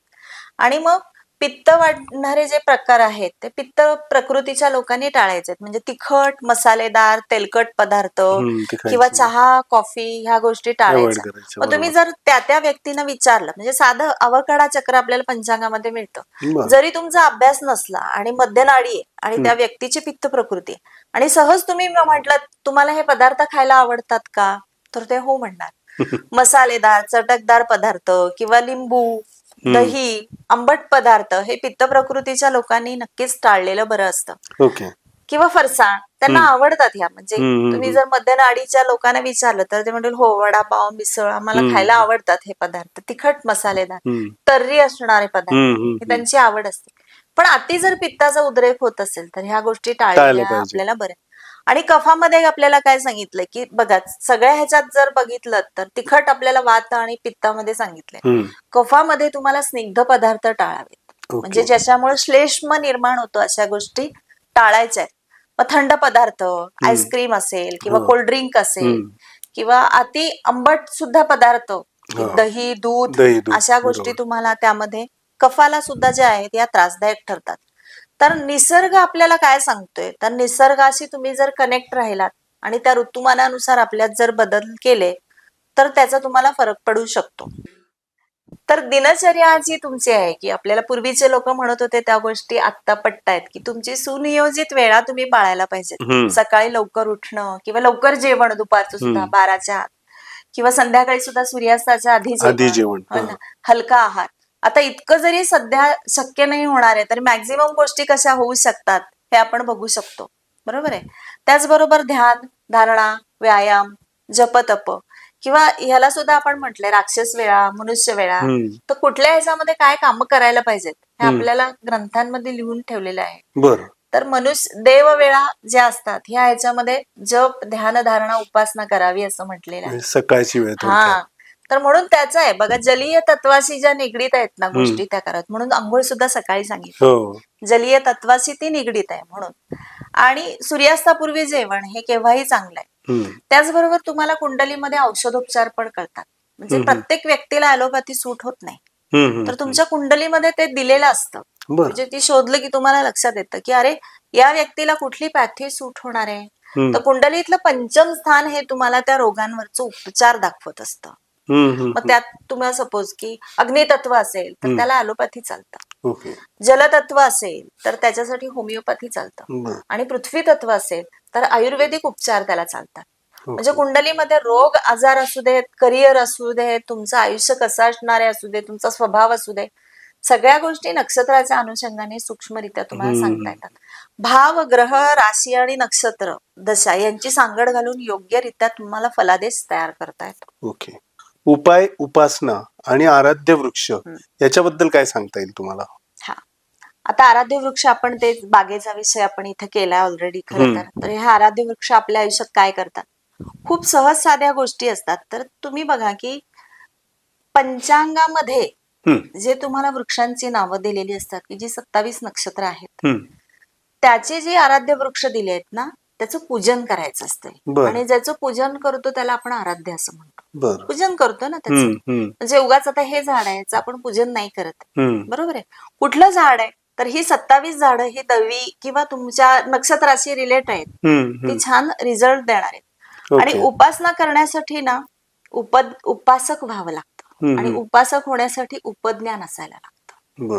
आणि म्हणून तेवढ्या सगळ्या गोष्टी आपण करूनच आराध्य वृक्षाकडे आपण वळणार आहोत. अनेक उपाय उपासना तुम्हाला दिलेले आहेत. हा विषय खरं तर खूप मोठा आहे. म्हणजे आता साध्या सोप्या गोष्टीमध्ये तुम्हाला जर सांगायचं असेल तर एकच उदाहरण एका नक्षत्राचं देते आणि मग तुम्हाला ते आराध्य वृक्ष, त्याचे उपाय आणि ते नक्षत्र काय करते ह्या सगळ्या गोष्टी तुम्हाला समजतात. आता फॉर एक्झाम्पल कृतिका नक्षत्र जे आहे, मगाशी आपण उल्लेख केला की दाहक असणारं नक्षत्र आहे. तर या नक्षत्राच्या अनेक विध गोष्टी आहेत. त्यातली जी 2-3 गोष्टी आहेत त्यातल्या आपण बघूया. पहिली एक गोष्ट आहे की कार्तिकेयाशी निगडीत आहे. षडानन म्हटलंय ना, 6 मुखांचा आहे तो, आहे की नाही? कार्तिकेय 6 मुखांचा आहे. तर इंद्रकन्या, वल्ली आणि देवयानी हे याच्या पत्नी मानल्या आहेत. तर कार्तिकेयामध्ये एवढं तेज किंवा एवढी प्रखरता किंवा कृतिका नक्षत्र एवढं दाहक का आहेत, तर खरं तर बघायला गेलं तर शिव आणि पार्वती ह्यांच्या बीजामधून कार्तिकेयाचा जन्म झाला असं म्हणतात. पण जेव्हा अशी घटना होणार आहे हे लक्षात आलं, त्यावेळी इंद्र आणि इतर सगळ्या देवतांना भीती वाटायला लागली. कारण हे एवढं तेज म्हणजे एक्स्ट्रीम दाहक आहे की ते त्रैलोक्याला सहन होईल की नाही असा त्यांनी विचार केला. आणि म्हणून त्याआधीच त्यांनी काय केलं, शिवाचं बीज घेतलं आणि ते पृथ्वीला सुपूर्त केलं की तू आता हे सांभाळ.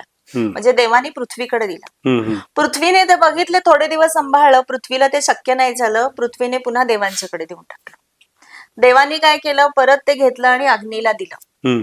अग्नीने ते थोडे दिवस जवळ ठेवलं आणि ते गंगा मातेमध्ये अर्पण करून टाकलं. म्हणजे ते तेज इतकं दाहक होतं, ती कोणालाच टॉलरन्स कपॅसिटी तेवढी त्याची नव्हती. दुसरी अशी त्या ह्याच्यामध्ये एक गोष्ट आपल्याला सांगितली आहे की अग्नी हा जो आहे ही देवता आहे ना. तर ऋषी पत्नी म्हणजे 7 ऋषी आहेत, आपल्याला सप्तर्षी म्हटले. तर ह्या ऋषी पत्नी जेव्हा जेव्हा स्वयंपाक करायला जायच्या तेव्हा अग्नी त्यांच्यावर वाईट नजर ठेवायचा. मग हे जेव्हा ऋषी पत्नींच्या लक्षात आलं की अरे अशा गोष्टी होत आहेत, तर त्यावेळी त्या अग्नीला एक दिवस ओरडल्या की जर पुन्हा हे तू करशील तर तुला आम्ही शाप देऊ. आणि मग अग्नी खट्टू झाला. पण अग्नीची जी पत्नी आहे स्वाहा, तिच्या लक्षात ही गोष्ट आली की आपल्या नवऱ्याला तो खट्टू झालाय किंवा त्याच्यामध्ये काही ह्या गोष्टी त्याला रुचलेल्या नाहीत, आवडलेल्या नाहीत. आणि म्हणून तिने काय केलं, स्वतः 6 ज्या पत्नी आहेत, आता त्यातली अरुंधती ही अतिपवित्र आहे तर तिचं रूप ती नाही घेऊ शकली. पण ज्या 6 पत्नी आहेत ऋषी पत्नी, त्या सगळ्यांचं रूप तिने घेतलं आणि एक वेळेला आपल्या पतीबरोबर त्या पत्नीने समागम केला. म्हणजे 6 जणींचं रूप घेतलं 6. आणि मग अग्नीपासून स्वाहा ही काय झाली, गर्भवती राहिली. पण आता खऱ्या अर्थाने खोटेपणाने मिळालेला गर्भ आहे, मग तो तिला नकोसा झाला.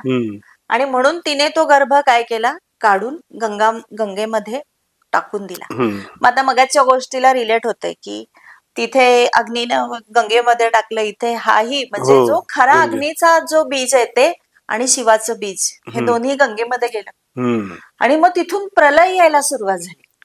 आणि तो इतका प्रलय, आणि त्या प्रलयातून जो जन्म झाला तो म्हणजे कार्तिकेय. त्याला आपण षडानन असं म्हणतो. आणि म्हणून दाहकता जी आहे ना ही कृतिका नक्षत्राला सांगितलेली. मग कृतिका नक्षत्राची देवता काय आहे, अग्नी. मग आता जरी ह्या 6 पत्नींचं रूप ह्या स्वाहानं घेतलं असेल तरी सुद्धा सप्तर्षींना ह्या ज्यावेळी गोष्टी कळल्या त्यावेळी या 6ही पत्नींचा त्यांनी त्याग केलेला आहे. आणि त्या ह्याच्यातून जे तयार झालेला आहे हा षडानन म्हणजे कार्तिकेय असं म्हटलंय. म्हणजे काय की त्याला एक असं वलय निर्माण झालं की व्याभिचारामधून जन्माला येणारं मूल हे कृतिका नक्षत्राचं आहे. आणि म्हणून ज्यावेळी कुंडलीमध्ये तुम्ही बघाल की वृषभ रास आहे, कृतिका नक्षत्र आहे, तर तिथे अशी अधिकता दिसते आपल्याला की इथे काही अडचणी आपल्याला आहेत का. आणि म्हणून कृतिका नक्षत्र आपण जेव्हा बघतो तर त्यावेळी त्याचा जप सांगितलाय, ओम अग्नये नमः जप सांगितलं. 10,000 जप करायचा आहे, बरोबर आहे. आणि त्यामध्ये जी आहुती आहे ही आपल्याला दूध भाताची किंवा तूप आणि भाताची जी आहुती आहे ती तुम्हाला द्यायला सांगितली. त्याचबरोबर हा जपाची पूर्णता झाल्यानंतर रोज त्या देवतेचा जप करायला सांगितलेलंच आहे रोजच्या रोज. त्याची दाहकता कमी होते. म्हणजे साधी गोष्ट आहे, समोर शत्रू आहे किंवा वाईट व्यक्ती आहे आणि तो आपल्याला काही वाईट गोष्टी बोलतोय, सांगतोय, 4 गोष्टी वाईट करतोय, तर आपण आरेला कार्य करून आपला त्रास वाढवून घेतो. त्यापेक्षा सुसरबाई तुझी पाठ माऊ, जरी क्रूर नक्षत्र असेल तरी त्याच्या देवतांची उपासना केली की त्याची जी वाईट फलं आहेत ना ती त्याचं दमन होतं म्हटलंय. आणि तुम्ही जर बघितलं असेल तर आराध्य वृक्ष आपण जेव्हा बघतो त्यावेळी कृतिका नक्षत्राचा आराध्य वृक्ष उंबर सांगितलाय. मग उंबर काय सांगितलंय बघा तुम्ही, पाणी बघताना सुद्धा उंबराच्या तिथे पाणी मिळतं ना, जमिनीतलं पाणी मिळतं. त्यामुळे उंबर हा काय आहे, शांतता देणारा वृक्ष. तर अग्नीला तिथे थंडावा मिळतो. म्हणजे या कृतिका नक्षत्राच्या गोष्टी आपण बघतो तर तसंच आहे.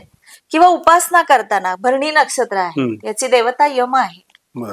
मग यम आहे किंवा त्याची प्रकृती किंवा खाण्यापिण्याच्या सवयी, भरणी नक्षत्राला भरण पोषण करणं म्हटलंय. म्हणजे त्यांना खाण्यापिण्याची आवड असते. काही जण बघा शब्दांची गंमत असते खूप. एखादी व्यक्ती खूप खात असेल तर तुम्ही त्याला खादाड म्हणाल, काय खादाड आहे किंवा तुला बसम्या झालाय किंवा हे किंवा ते.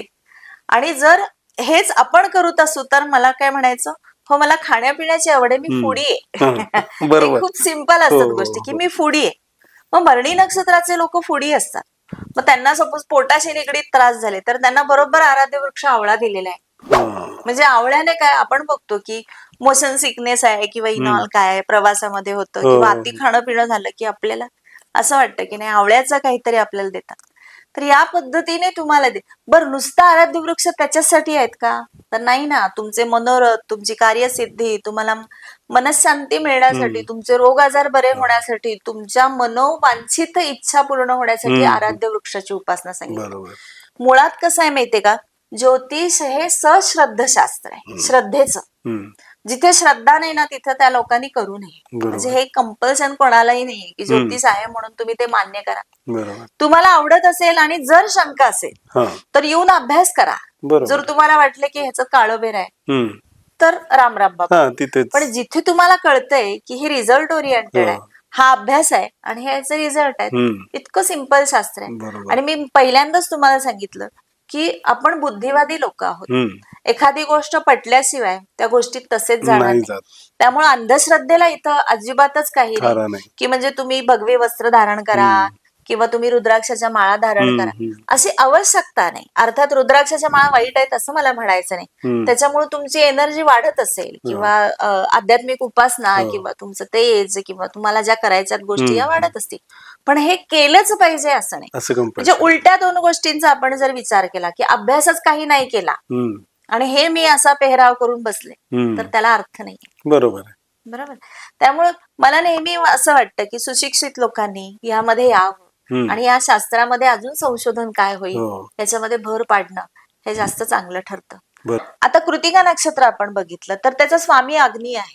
त्याचं आपल्याला काय सांगितलंय, 10,000 जप सांगितलंय. आणि मग तो 10,000चा जप आपल्याला हवं नाही हे सांगितलंय, बरोबर आहे. ती आहुती देऊन करायचं आणि रोज करायचंय. त्याचबरोबर कृतिका नक्षत्रात धनु, मकर, कुंभ, मीन ही 4 चरण म्हणजे नवमांशाची चरण येतात. तर ह्या चरणाच्या अनुषंगाने सुद्धा तुम्हाला देवदेवतांची उपासना सांगितलेल्या आहेत. तर त्याही तुम्ही सूक्ष्मरित्या करू शकता. कृतिका नक्षत्राला महत्वाचं म्हणजे सुवर्णदान सांगितलंय, अन्नदान सांगितलेलं आहे आणि जपाच्या वेळी तुपाचा दिवा देवापुढे लावायचा आहे आणि त्याचा तुम्हाला अधिक फायदा आहे. किंवा जप करताना औदुंबराचं पिवळं फूल पाण्यामध्ये वाहून आपण जर त्याचा अभिषेक केला तर ती पूजा अधिक फलदायी होते. आता अश्विनी नक्षत्राचा आराध्य वृक्ष बघा कुचला आहे. आता कुचलामध्ये तुम्हाला सांगू का की खूप लोकांना माहिती नाही, हा खूप मोठा होणारा वृक्ष आहे. पण जे शिकेकाई पूर्वी घरी करायचे लोक किंवा मसाला शिकेकाई असायची किंवा आता सिल्केशा वगैरे असतात तर त्याच्यात कुचला असतं. अश्विनी नक्षत्राला मुळातच काय डोक्याशी निगडीत त्रास आहे, म्हणजे अर्धशिशी, डोकं दुखणं वगैरे, आणि कुचला शमन करतं. म्हणजे आपण ज्यावेळी डोक्यावरून स्नान करतो ओके नाही तर त्यावेळी कुचलाचा परिणाम आपल्याला होतो आणि मग आपसुकच अश्विनी नक्षत्राच्या लोकांना अर्धशिशीचा वगैरे त्रास होत नाही असं सांगितलेलं आहे. आता तुम्ही बघा की पूर्वा नक्षत्राचा आराध्य वृक्ष पळस सांगितलेला आहे. मग हा पळसाला काय म्हटलंय की शुक्राचं त्याचं कारकत्वच त्याला दिलेलं आहे. तर त्याच्यात असं म्हटलंय की शुक्रम आदी चरयार्थनम पलाक्षम पलशामहम.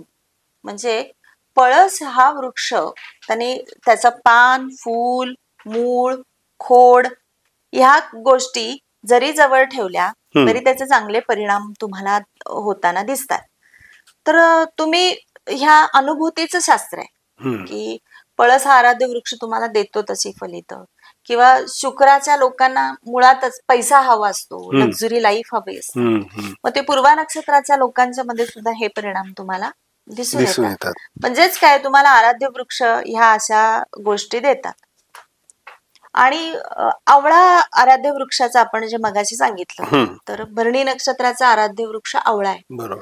तर आवळा हा आयुर्वेदामध्ये सर्वश्रेष्ठ वृक्ष सांगितलाय. म्हणजे कुठलाही रोग असू दे, आजार असू दे, आपल्याला अदरवाईज असतं ना की मधुमेह आहे तर हे फळ खाऊ नका, ह्यानं शुगर वाढेल, पित्त आहे तर हे नका खाऊ, वात आहे तर हे नका खाऊ, पण आवळा हा सगळ्यांना चालणार आहे सांगितलं. आवळ्याच्या जवळ साक्षात त्रिमुखी दत्त, विष्णू लक्ष्मीचा निवास सांगितलेला आहे, नारायणाचा निवास सांगितलेला आहे. तर हे जे आहेत ना आवळ्याचे गुण, किंवा तुम्ही आता पूर्वी बघा आवळी भोजन असायचं, ओके नाही, तर आवळी भोजनाला पण महत्व आहे. किंवा आपण तुळशीच्या लग्नामध्ये आवळ्याच्या याच्यावर दिवे लावतो. तर ह्या सगळ्या गोष्टी ज्या आहेत ना आपल्या, ते अनायसे त्या गोष्टी जवळ आल्या की त्या खायच्या असतात, हे लक्षात ठेवायचं. म्हणजे तो ते ऋतू तुम्हाला बाधत नाहीत असं सांगितलंय. त्यामुळे आराध्य वृक्ष, उपाय, उपासना आणि प्रकृती ह्याची सांगड आपल्या ऋषीमुनींनी छान घातलेली. सगळ्यात महत्वाचं कसं आहे सांगू का, की जेव्हा आराध्य वृक्ष आपण म्हणतोय तर प्रत्येक व्यक्तीने एक झाड लावावं असा त्याच्यात अर्थ आहे. म्हणजे पर्यावरणाला सुद्धा तो समतोल आहे आणि त्याच गोष्टी तुम्हाला छान करता येणार आहे. बरोबर. मॅडम, उदाहरण म्हणून सांगायचं झालं तर माझं नक्षत्र पुष्य आहे. ओके. आणि दुसरं उदाहरण मृग नक्षत्राचं घेऊया. या दोन नक्षत्रांच्या आधारे व्यक्तीचा स्वभाव आणि जीवनदृष्टी कशी वेगळी दिसून येते. ओके. म्हणजे तुम्ही स्वार्थ परमार्थ दोन्ही गोष्टी इथे आज करणार आहे असं दिसतंय, पण मग फलादेशाचे वेगळे पैसे द्यायला लागतील आज. पण छान आहे, म्हणजे प्रश्न चांगला आहे की समोरच्या लोकांना सुद्धा आवडेल की काय बाबा फरक आहे. तर पुष्य नक्षत्र हे मुळातच 27 नक्षत्रातलं सगळ्यात छान नक्षत्र म्हटलंय, सर्वात सुंदर असणारं नक्षत्र आहे. इव्हन मुहूर्ताला सुद्धा त्याचं विशेष महत्व आहे. आणि त्याचा आराध्य वृक्ष हा पिंपळ आहे. तर असं म्हटलंय की पिंपलम वृक्षम सदा वल्लभम कार्यम तक्षम गुरुपुष्यामृत योगम अहम कृत्योर्थ भावते जनन इंद्रोक्षार्थम वनस्पती देवम. सर्व ह्याच्यामध्ये पिंपळाला सुद्धा अतिशय आणि अनन्यसाधारण महत्व आहे. तर सर्वच दृष्टीने आपण म्हटलं की नक्षत्रात उजवं आहे, त्यानंतर आराध्य वृक्ष त्याचा छान आहे, किंवा अनेक औषधी गुण सुद्धा आपल्याला त्याच्यामध्ये दिसत आहेत. तर पुष्य नक्षत्र हे, पुष्य म्हणजे पोषण करणारं नक्षत्र असं म्हणतात, पोषण करणार. म्हणजे तुम्ही बघा की तुम्ही सुद्धा आयुष्यातल्या खूप जबाबदाऱ्या टाळल्या नसतील, सगळी गोष्टी इथे कर्तव्य पूर्ण करणारं असं ते नक्षत्र आहे पुष्य नक्षत्र. तर याचं चिन्ह आहे ना, हे गोमातेचं उदर म्हटलंय, गाईचं पोट आहे. आणि यालाच नक्षत्रांचा राजा म्हटलंय. ह्या नक्षत्राला सुद्धा नक्षत्रांचा राजा सगळ्यात छान आहे. मुहूर्त शास्त्रामध्ये महत्व आहे. त्याचबरोबर ह्या याच्यामध्ये जर बघितलं तर गोमातेच्या उदरामध्ये विविध देवतांचा निवास असतो. तसं हे नक्षत्र आहे की ह्याची देवता सुद्धा बृहस्पती आहे, मगाशी आपण हलका उल्लेख केला. त्यामुळे जे बृहस्पती म्हणजे गुरु कारक ज्या सगळ्या गोष्टी आहेत ह्या पुष्य नक्षत्राच्या लोकांच्या मध्ये येतात. तर ह्याच्यामध्ये एक साधी गोष्ट सांगायची तर गुरुपत्नी तारा म्हणजे बृहस्पती हे वेद यज्ञ याग ह्याच्यामध्ये कायम व्यस्त असायचे. आणि त्यांचा मित्र चंद्र हा येणं जाणं असायचं त्याचं. मग गुरुपत्नी तारा आणि चंद्र यांचे जवळचे कनेक्शन निर्माण झाले आणि त्यांच्या एकत्रित येण्यामुळे जी उत्पत्ती झाली ती बुध या ग्रहाची झाली. तो बुध म्हटलाय. मग आता बुध हा युवराज आहे. वास्तविक पाहता आपल्या बायकोला दुसऱ्या पुरुषामुळे होणारा जो जातक आहे, जो होणारा पुत्र आहे, याला सुद्धा बृहस्पतीने नाकारलं नाही. त्याच्यात त्याचा काय दोष आहे म्हणून ते त्यानं स्वीकारलं. म्हणजे तुम्हाला हे लक्षात येईल नक्षत्र की हे नक्षत्र किती छान आहे. म्हणजे सतसत विवेक बुद्धीचा विचार करून सगळ्या गोष्टी करणार आहे. बाकीच्या ज्या गोष्टी आहेत की जसं की गुरुपुष्यामृत योग हा तुम्हाला माहितीये, गुरुवारी पुष्य नक्षत्र आलं तर गुरुपुष्यामृत योग आहे. आणि मग त्यावेळी सोने खरेदीला विशेष महत्व आहे. गुरु हा सोन्याचा कारक आहे आणि पुष्य नक्षत्र म्हणजे शनीचं नक्षत्र आहे. मग शनी आणि सोनं म्हणजे काय, पिढीजात तुमच्याकडून ते सोनं कुठे जाणार नाही, अबाधित राहील. म्हणजे कधी तुम्हाला ते विकण्याची सुद्धा वेळ येणार नाही, असा त्याचा मागचा अर्थ आहे. म्हणून त्या दिवशी सोनं खरेदी करायचंय. नारद संहितेमध्ये जर आपण किंवा नारद पुराणामध्ये आपल्याला या जातकाविषयी खूप छान सगळ्या गोष्टी सांगितल्यात. हे लोक श्रीमंत असतात, बुद्धिमान असतात, विवेक आहे, त्याचबरोबर कर्तव्य पूर्ण करणारं असं हे नक्षत्र आहे. परमेश्वराची निगडीत कनेक्ट, म्हणजे हे लोक नास्तिक नसतात, शांतपणे आपलं आपलं काम करणार आणि पुढे जाणार. खर तर परमेश्वर आणि समोरचा जातक ह्यामधलं दुवा असं हे नक्षत्र म्हणू शकतो. कोणाला कधी यांच्याकडून शक्यतो त्रास होत नाही. पण दुसरी एक गोष्ट ह्या नक्षत्राला सांगितली आहे की फुलाहून कोमल आणि वज्राहून कठोर आहे हे नक्षत्र. एखादी गोष्ट नाही म्हणजे नाही, कारण श्रीरामचंद्रांचं नक्षत्र आहे. श्रीरामचंद्रांचं हे नक्षत्र, आणि त्या नक्षत्राला खूप छान आपल्याला हे दिलेत. लोक कसे असतात की बघा, यांच्यामध्ये रुजुता आहे, विनय आहे, समोरच्याची भावना जी कनेक्शन आहे ही समजून घेण्याची एक यांच्यामध्ये ताकद आहे. त्याचबरोबर ह्या नक्षत्र धनसंचय करणं, उगाच अफाट पैसा खर्च करणारे हे नक्षत्र नाही. योग्य ठिकाणी योग्य वेळी योग्य पैसा खर्च करणं ह्याच्यासाठी पुष्य नक्षत्र अगदीच चांगलं मानलं गेलेलं आहे. यामध्ये जर बघितलं तर शरीर प्रकृती छान असते, चेहरा थोडासा भव्य किंवा मोठा चेहरा याच्यामध्ये आपल्याला सांगितलेला आहे. प्रमाणबद्ध शरीर आहे, सुदृढ आहे, चेहरा मोठा आहे, किंवा बोलण्यामध्ये एक रुजुता आहे, समोरच्याचा आदर ठेवून बोलणार आहेत. त्याचबरोबर दयाळू आहेत, वेळप्रसंगी कठीणही होणार, वेळप्रसंगी मृदूही असणार असं हे नक्षत्र आहे. कधी कधी बघा, नोकरी व्यवसायामध्ये हे अनेक व्यवसायामध्ये तुम्हाला पुढे जिथे कष्ट आहे किंवा मेहनत आहे, सातत्य आणि चिकाटी ही यांची खरी खासियत आहे. म्हणजे हे कधी गिवअप नाही करत. 2 वर्ष एखादा व्यवसाय केला सोडून दिला असं नाही, तर ते पूर्ण होईपर्यंत त्या ह्या गोष्टी करत राहतात. बरोबर आहे. त्यामुळे गुरुतत्व आहे यांच्यामध्ये, कारण बृहस्पती हा गुरु आहे. नंतर पुष्य नक्षत्र हे कर्क राशीत तत्व आहे, त्यामुळे चंद्र आहे, शनी आहे, गुरु आहे. त्यामुळे देवधर्म, देवालय, शिक्षण क्षेत्र, मठाचे अधिकारी, एजंट, फायनान्स या सगळ्या क्षेत्रामध्ये हे लोक छानपैकी पुढे असतात. पेट्रोल पंप आहे, तेल खाणी आहे, त्यामुळे कधी तुम्ही चालू केला तर आम्हाला विसरू नका. तर हे शनीची भरभराट आहे. शनी हा अमाप पैसा देतो की जो अमाप म्हटले, माप ज्याचं मोजमाप नाही, अशा गोष्टी तुम्हाला शनीच्या याच्यामध्ये दिलेल्या आहेत. तर ह्यांचे होणारे रोग आजार सुद्धा याच पद्धतीचे आहेत की एकतर बघा, शनी म्हणजे अग्निमांद्य आहे. काही वेळेला भूक न लागणे हे एक असू शकतात, आणि कधी कधी एक स्वभावामध्ये असतात की पोटाचे आजार असू शकतात, अपचनाचे विकार असतात, मधुमेह किंवा शीत विकार, मागे पुढे ह्यांना अगदीच हाडांशी निगडीत वगैरे त्रास असतील तर त्याची काळजी घ्यायला लागते.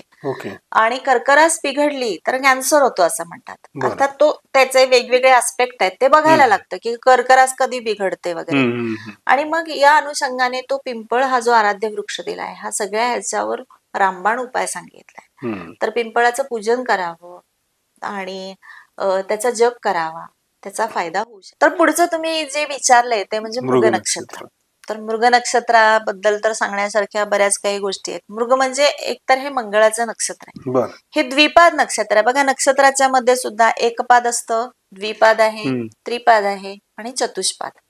ज्याचे 4 चरण एखाद्या ठिकाणी जातात त्याला चतुष्पाद. म्हणजे एका राशीमध्ये 4ही चरण आले, जसं आता पुष्य नक्षत्र होतं, कर्क राशीत 4ही चरण आहेत म्हणजे चतुष्पाद. मृग नक्षत्रात तसं नाहीये. मंगळाची सगळी नक्षत्र ही द्विपाद आहेत. म्हणजे मग वृषभेमध्ये 2 चरण येणार आणि मिथुनेमध्ये मृग नक्षत्राचे 2 चरण आहेत. मृग नक्षत्र मंगळ आहे हे लक्षात घ्या.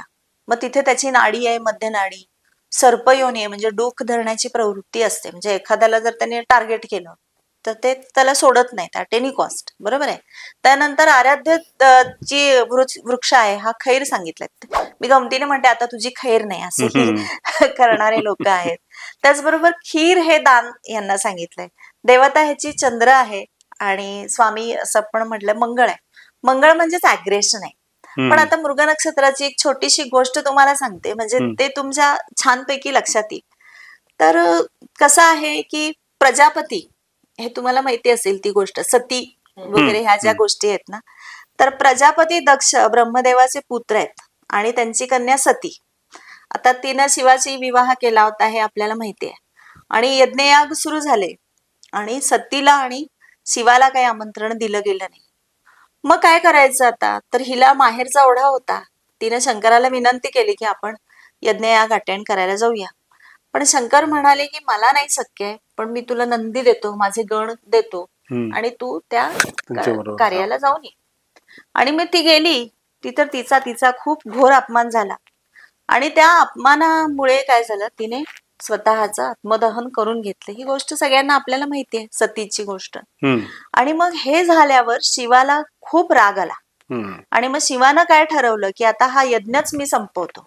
आणि मग त्यानं काय केलं की शिवाचा तिसरा नेत्र उघडला गेला आणि तेव्हा या संतापापासून वाचण्यासाठी यज्ञच उद्ध्वस्त करतो म्हटल्यावर यज्ञानं हरणाचं रूप घेतलंय आणि शिवानं त्या काय केलंय की त्याचा पाठलाग केलाय. काळ स्वरूप होऊन त्या यज्ञाचा म्हणजे त्या मृगाच्या मागे लागलाय आणि जाऊन अंतराळातून त्याचा वेध घेतलाय.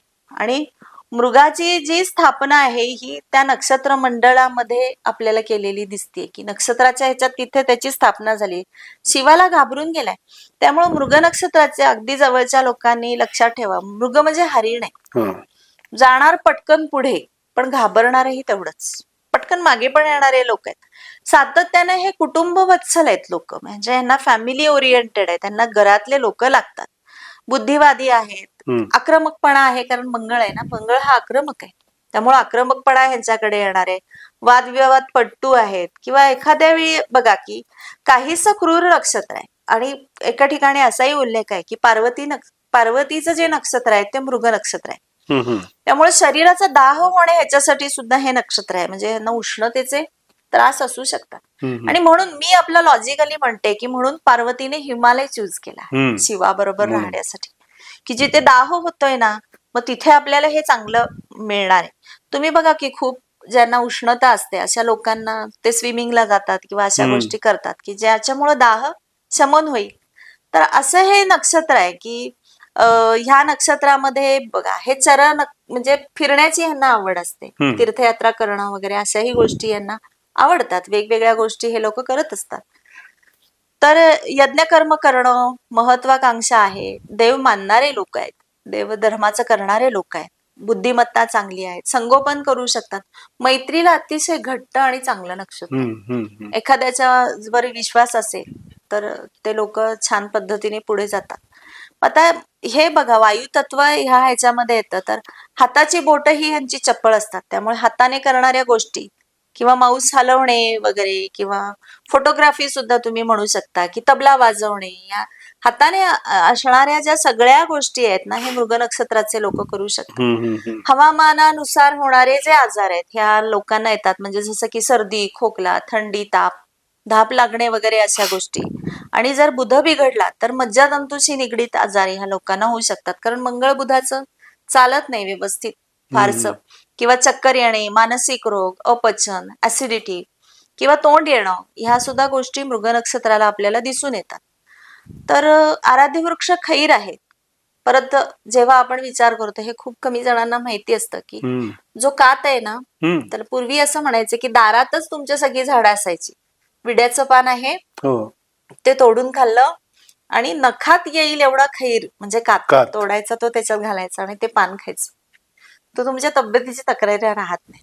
म्हणजे तुम्हाला इतकं बघा सहज आपल्या दारामध्ये जे अंगण आहे त्या अंगणामध्ये असे वेगवेगळे वृक्ष असायचे आणि त्याचा तुम्हाला सहज उपयोग होऊन जायचा. आणि म्हणून खरं तर रोग आजारासाठी विशेष दवाखाने करायला लागत पूर्वी अजिबातच. एक तर श्रद्धा, सगळ्या लवकर केलेली उपासना आणि दारामध्येच असणारी आपली सगळी औषधी, या ह्याच्यामुळं पूर्वी आयुष्य म्हणजे दीर्घायुष्य, आता सुद्धा आयुष्य वाढलंय असं म्हणतो आपण, पण ते कसं आहे औषधांवर वाढलेलं आहे, नॅचरली नाही आपल्याला. म्हणजे आपल्याला रोग आजार झाले की आपण औषधं घेतो, बरं करतो. किंवा मोठे मोठे आजार आहेत जसे की कॅन्सर असेल किंवा मोठे कुठले यकृताशी निगडीत असतील, जे कुठले आजार आहेत ते औषधाने बरे होतात आणि मग तेवढ्यापुरतं आपल्याला ते आपलं आयुष्य वाढतं. पण पूर्वीची दिनचर्या ही चांगली असायची. हो, पूर्वी ते पण म्हणता येईल की पूर्वी जसं तुम्ही सांगितलं की आपण जे संध्याकाळचं जेवण जेवतो ते सूर्यास्ताच्या आधी जेवलं पाहिजे. तर पूर्वी कारण त्याला लॉजिकल रिझन असं होतं की पूर्वी इलेक्ट्रिसिटीच नव्हती, तर अंधार पडायच्या आधी मे बी लोक त्याच्यामुळे ते सूर्यास्ताच्या आधी जेवत असावेत. तेही होत होते, पण ते तब्येतीला अतिशय चांगलं आहे. हो, म्हणजे हो. अजूनही आता आम्ही थायलंडला गेल्यावर सुद्धा बघा, तिथे एक पद्धत आहे. म्हणजे आपण जेव्हा फॉरेन कंट्रीज मध्ये जातो ना, तर तिथे आपल्याला आश्चर्य वाटतं की बापरे, एवढा ब्रेकफास्ट. म्हणजे सगळ्याच असतात, फळं असतात, कडधान्य असतात, त्यानंतर ब्रेड बटरचे असतात, लिक्विड्स असतात सगळे, त्याचबरोबर इडली उपमा वगैरे ह्या सगळ्या गोष्टी असतात. पण खरी तीच पद्धत आहे, उठलं की पोट भरून खावं, राजासारखं जेवावं आणि रात्री भिकाऱ्यासारखं जेवावं म्हटलंय. आणि तिकडे सुद्धा जर तुम्ही परदेशामध्ये जरी गेलात ना, तर हे लोक सूर्यास्तानंतर खूप लोक त्या बाजूला तरी खाताना नाही दिसत आहे. म्हणून तो सकाळीच 8-9 ला हेवी ब्रेकफास्ट, आणि हे जे आपल्याला मध्ये जे नाश्ता, जेवण, परत 4 वाजता काय, आणि मग संध्याकाळी रात्री, हे इतकं शरीराला गरज नसते. ऍक्च्युली राजा प्रजा आणि भिकारी, तसंच आपल्याला तेवढ्याच पद्धतीत हे करायला लागतं. आणि म्हणून तो हायटीचा कन्सेप्ट एक आहे, म्हणजे तिकडे हायटी हा एक कन्सेप्ट आहे. बरोबर. पण मग रात्री सूर्यास्ताच्या आधी अनेक देशामध्ये अजूनही जेवताना दिसतात, अजूनही फॉलो करतात. आणि आपल्याला चातुर्मासामध्ये वगैरे तर बघा, श्रावण महिन्यात श्रावणी म्हणून उपवास, आता अधिक मास येईल त्यावेळी सुद्धा अधिक मासात पूर्ण महिनाभर उपवास करणारे लोक आहेत, बरोबर आहे. किंवा चातुर्मासात 4 महिने उपवास करणारे लोक आहेत, किंवा काहीतरी मौन बाळगले बाबा, तर अशा ह्याच्यामधून तुमच्या अंतर्मनाची शुद्धी होते असं सांगितलेलं आहे. बरोबर, बरोबर. आणि ते व्रतवैकल्य, म्हणजे आता तो जरी व्रतवैकल्यामध्ये बघितलं तरी असे अनेक उपाय आहेत की रोजच्या रोज दिनचर्येमध्ये लोक करू शकतात. आता मृग नक्षत्राच्या लोकांना अजून जे असं आपण म्हणतो, तर त्यांनी बालचंद्रमा व्रत करावं असं सांगितलंय. तर पंचांगामध्ये तुम्हाला ह्या गोष्टी मिळतात. पण सर्व सुख प्राप्ती, सर्व कार्यसिद्धी, शारीरिक, पारमार्थिक, आर्थिक किंवा संतती अवखळ असेल किंवा संतती होत नसेल, तरी सुद्धा हे उपाय तुम्हाला करायला सांगितले. तर हे कसं करायचंय, तर प्रतिपदेला जी चंद्राची कोर असते ही गुढीपाडव्यापासून सुरू करायचंय. प्रतिपदेची जी चंद्राची कोर आहे ही तांदळाने काढायची ताटलीवर, आणि त्याचे पूजन करायचंय, आणि त्याला काय म्हणायचंय, ओम बालचंद्रमसे नमः हा जप करायचा. तळलेलं अन्न त्या दिवशी नाही खायचंय, आणि असं पुढच्या गुढीपाडव्यापर्यंत हे व्रत करायचं. दर प्रतिपदेला ही चंद्रकोर काढायची, आणि बालचंद्रमसे नमः. चंद्र हा बालमनाचा कारक आहे बरं का, आणि तुमचं मन हे बालच असतं, आणि म्हणून तो नाठाळ आहे, खट्याळ आहे, आणि म्हणून ते एकत्रितरित्या आपल्याला ताळतंत्र्यावर आणण्यासाठी मनाचे श्लोक सांगितले. म्हणजे ही सगळ्याची सांगड आहे. हे बघा, असा घास खा नाही तर असा घास खा. अध्यात्म, ज्योतिष, आयुर्वेद या सगळ्या एकत्रितरित्या हातात हात घालून चालणारे, बरोबर आहे. हे तुम्ही वेगळे पण नाही करू शकत, असं आहे. राईट. लग्न ठरवताना नक्षत्र बघणं वगैरे हे किती महत्वाचं असतं? हो, आता खरं तर आपल्याला एक माहिती आहे की 36 गुण बघितले जातात, आणि त्याच्यात नक्षत्राचा सगळ्यात जास्त महत्वाचा रोल आहे. कारण नक्षत्राच्या अनुषंगानेच तर ह्या सगळ्या गोष्टी असतात. जसं की आपण विवाह गुणमिलनात 36 गुण कसे तयार झाले, तर वर्ण, वश्य, तारा, योनी, ग्रह, गण आणि राशी, त्याचे 1, 2, 3, 4 असे 8 पर्यंत चढत्या क्रमाने करत त्याची एकत्रितरित्या बेरीज केली की आपल्याला 36 होते. म्हणजे इथे नक्षत्राचा रोल आहे. आणि ह्या ज्या गोष्टी आहेत की ह्यातली जी नक्षत्र महत्वाची जी आहेत, या नक्षत्रामध्ये काय बघायला लागतो, तर नक्षत्र गोचर हा एक प्रकार आहे. जन्म, संपत, विपत, प्रेम, क्षेम, प्रत्यय साधक, वध, मैत्र, परम मैत्र, अशी 9 नक्षत्र गोचर सांगितली. म्हणजे सपोज तुमचा लग्न होणार आहे, तर तुमचा होणारा जोडीदार हा कुठल्या नक्षत्रावर आहे, तर तो जर संपत नक्षत्रावर आहे, म्हणजे त्याच्यापासून दुसरं नक्षत्र त्याचं असेल, तर तो तुमच्या आयुष्यात संपत्ती घेऊन येणार आहे. तो जर मैत्र असेल तर तुमच्यामध्ये मित्रत्वाचे संबंध असतील असं तुम्ही सांगू शकता. शक्यतो ह्याच्यामध्ये प्रत्यय, वध नक्षत्र आणि विपत नक्षत्र ही टाळायला सांगितले. तर विवाह गुणमिलनामध्ये हे महत्वाचं आहे. त्याचबरोबर आपण योनी विचार हाही महत्वाचा आहे. म्हणजे दोघांचं एकमेकांचं पटणार आहे की नाही, या योनी आहेत एकत्रितरित्या.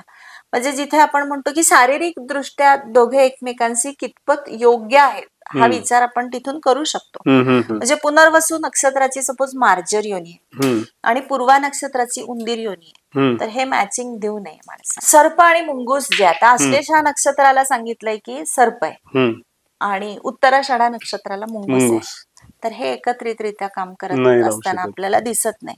म्हणजे तुम्ही बघा की अश्विनी नक्षत्र आहे, मग त्याची जी योनी आहे, त्याला आपण म्हणतो की गो, व्याघ्र ह्या योनी त्याच्यासाठी अश्वला नाही चालत, म्हणून त्या गोष्टी तिथे द्यायच्या नाही. आणि हा जो विचार आहे हा आपण मगाशी बघितलं की आता योनी विचार बघितला, आपण नक्षत्र गोचर बघितला, किंवा विवाह गुणमिलनामध्ये ह्या वेगवेगळ्या पद्धती आहेत. तसाच जो दुसरा एक प्रकार आहे तो म्हणजे नाडी विचार. नाडी विचार म्हणजे अजूनही लोकांना असं असतं की एक नाड दोष चालत नाही. मग तो चालतो की नाही हा एक अभ्यासाचा भाग आहे, पण शक्यतो पूर्वीच्या काळी असं म्हणायचं की समान नाडी तत्व असणारे, समान गुणधर्माचे दोन समान लोक एकत्र आले की एखाद्या व्यक्तीला सपोज कफ झालाय, दुसऱ्या व्यक्तीला कफ आहे, दोघी कफ प्रकृतीचे आणि त्यावेळी दोघं एकत्र झालेत आणि अशा ह्याच्यामधून येणारी संतती ही व्यंग असू शकतं असं सांगितलंय. पण आता ह्या गोष्टींचा बाऊ करण्याची गोष्ट नाही, कारण आता हे एज्युकेशन आपल्या इथे व्यवस्थित आहे लोकांना. आणि दुसरं म्हणजे संततीमध्ये काही अडचणी असतील तरी सोनोग्राफी मध्ये सुद्धा दिसतात. आणि तिसरी महत्वाची गोष्ट की जरी नाडी एकत्र आहे आणि संततीचं स्थान म्हणजे पंचम स्थान जर दोघांचं योग्य आहे तर एकनाड दोष विवाह करायला हरकत नाही. पण एकेरी ग्रह योगावर नाही जायचं. पत्रिका ही कायम बॅलन्स्ड असली पाहिजे. याला हे रिलेट होतंय का, त्याला ते रिलेट होतंय का, ह्याच्यावर आपण जाऊ शकतो. किंवा जसं आपण गणाचा विचार करतो, देवगण आहे, मनुष्यगण आहे, राक्षस गण आहे, तर यामध्ये कोणाकोणाचं पटतं, तर देव आणि मनुष्य गणाचं नाही पटत. बरोबर आहे. मनुष्य आणि देवगणाचं नाही पटत. देव आणि देवगण एकमेकांना चांगलं जातं.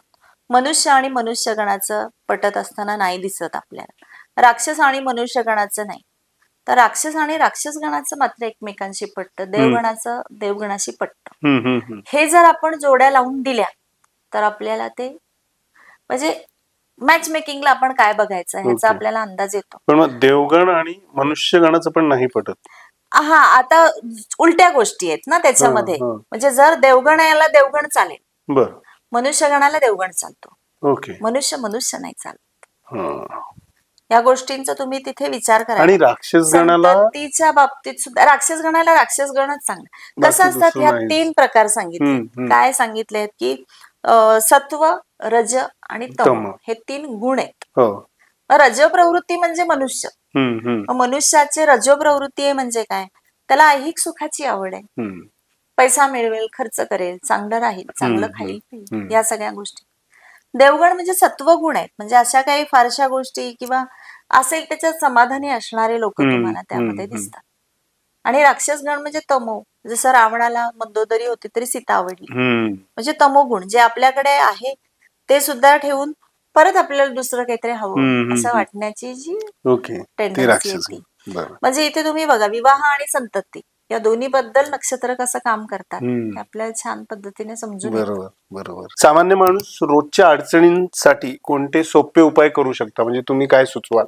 अच्छा, आताच्या कलियुगाप्रमाणे सोपेच उपाय सुचवते, कारण खूप आजकालचं धावपळीचं जग आहे आणि आधुनिक जगामध्ये खूप अवघड गोष्टी करूनही चालत नाही. तर सोप्या उपायामध्ये अगदीच मी तुम्हाला म्हणेन की नवग्रह स्तोत्र प्रत्येक व्यक्तीनं म्हणावं. ते पंचांगात अवेलेबल आहे आणि आजकाल जरी नाही तर गुगलवर तुम्हाला इझिली अवेलेबल होतं. पक्ष्यांना धान्य खाऊ घालेन, म्हणजे पंचतत्व आहेत बघा, ह्या पंचतत्वांचा विचार करायचा. आणि ती सगळी तत्व म्हणजे पूर्वी विश्वदेव पण करत होते तुम्हाला माहिती आहे. त्याचबरोबर पक्ष्यांना खायला घालणं, माशांना रेवड्या खाऊ घालणं, याही गोष्टी असायच्या. कावळ्याला घास देणे, गाईला गोग्रास देणे, म्हणजे आकाश, जल, अग्नी, वायू ह्या आणि कुठलं पृथ्वी तत्व, या सगळ्या ह्याला आपल्याला काहीतरी दिलं पाहिजे. त्याच्यामधून चांगले व्हायब्रेशन्स येतात असं म्हटलंय. अगदी लहानपणी आई गोग्रास बाजूला काढून ठेवायची, म्हणजे रोजच्या जेवणातलं गोग्रास बाजूला असायचं. आता त्या गोष्टी होत नाहीत, पण जेवढं शक्य असेल तेवढं करायचं. पक्ष्यांना धान्य खायला घालणं हा सुद्धा नवग्रहांची उपासनेचा एक सुंदरसा उपाय आहे. त्यामध्ये सांगितले की सोमवारी तांदूळ, मंगळवारी अख्खा मसूर, बुधवारी हिरवे मूग, गुरुवारी हरभऱ्याची डाळ सांगितले, शुक्रवारी तांदूळ, शनिवारी काळे उडीद आणि रविवारी गहू, असं धान्य एक 10-20 ग्रॅम आपण पक्ष्यांना रोज खायला घालायचं. पूर्व दिशेला मुंग्यांना साखर खायला घालायची. आंघोळ झाली की एवढी चिमूटभर साखर पूर्व दिशेला मुंग्यांना खायला घालायचं. हाही एक छान उपाय आहे. आणि तुमच्या नक्षत्राच्या ज्या देवता आहे त्या देवता किंवा ती दानं करायची. आता जसं की रोहिणी नक्षत्राला दूध सांगितलेलं आहे, मृग नक्षत्राला खीर दान सांगितलेलं आहे, आर्द्रा नक्षत्राला काळी गाय सांगितले, काळी गाय, अश्विनी नक्षत्राला अन्नदान सांगितलंय. हे बरं. तुमच्या तुमच्या नक्षत्राप्रमाणे तुम्ही करावीत. त्याचबरोबर दशा, तुमची जी दशा आहे त्या दशेची दानं पंचांगात पान नंबर 7 वर दिलेली असतात. त्या पद्धतीने दशेची दानं करायची. कुठलंही महत्वाचं काम करायचं आहे तर ते चांगल्या शुभमुहूर्तावर करावं, ही एक उपासनेचाच भाग आहे. कुलधर्म कुळाचार पाळणे ह्याच्यामध्ये खूप छान फायदा होतो. म्हणजे 50% प्रॉब्लेम्स तुमचे तिथे रिझॉल्व्ह होताना दिसतात. आपल्या आपल्या आराध्य देवतेचा जप करणं.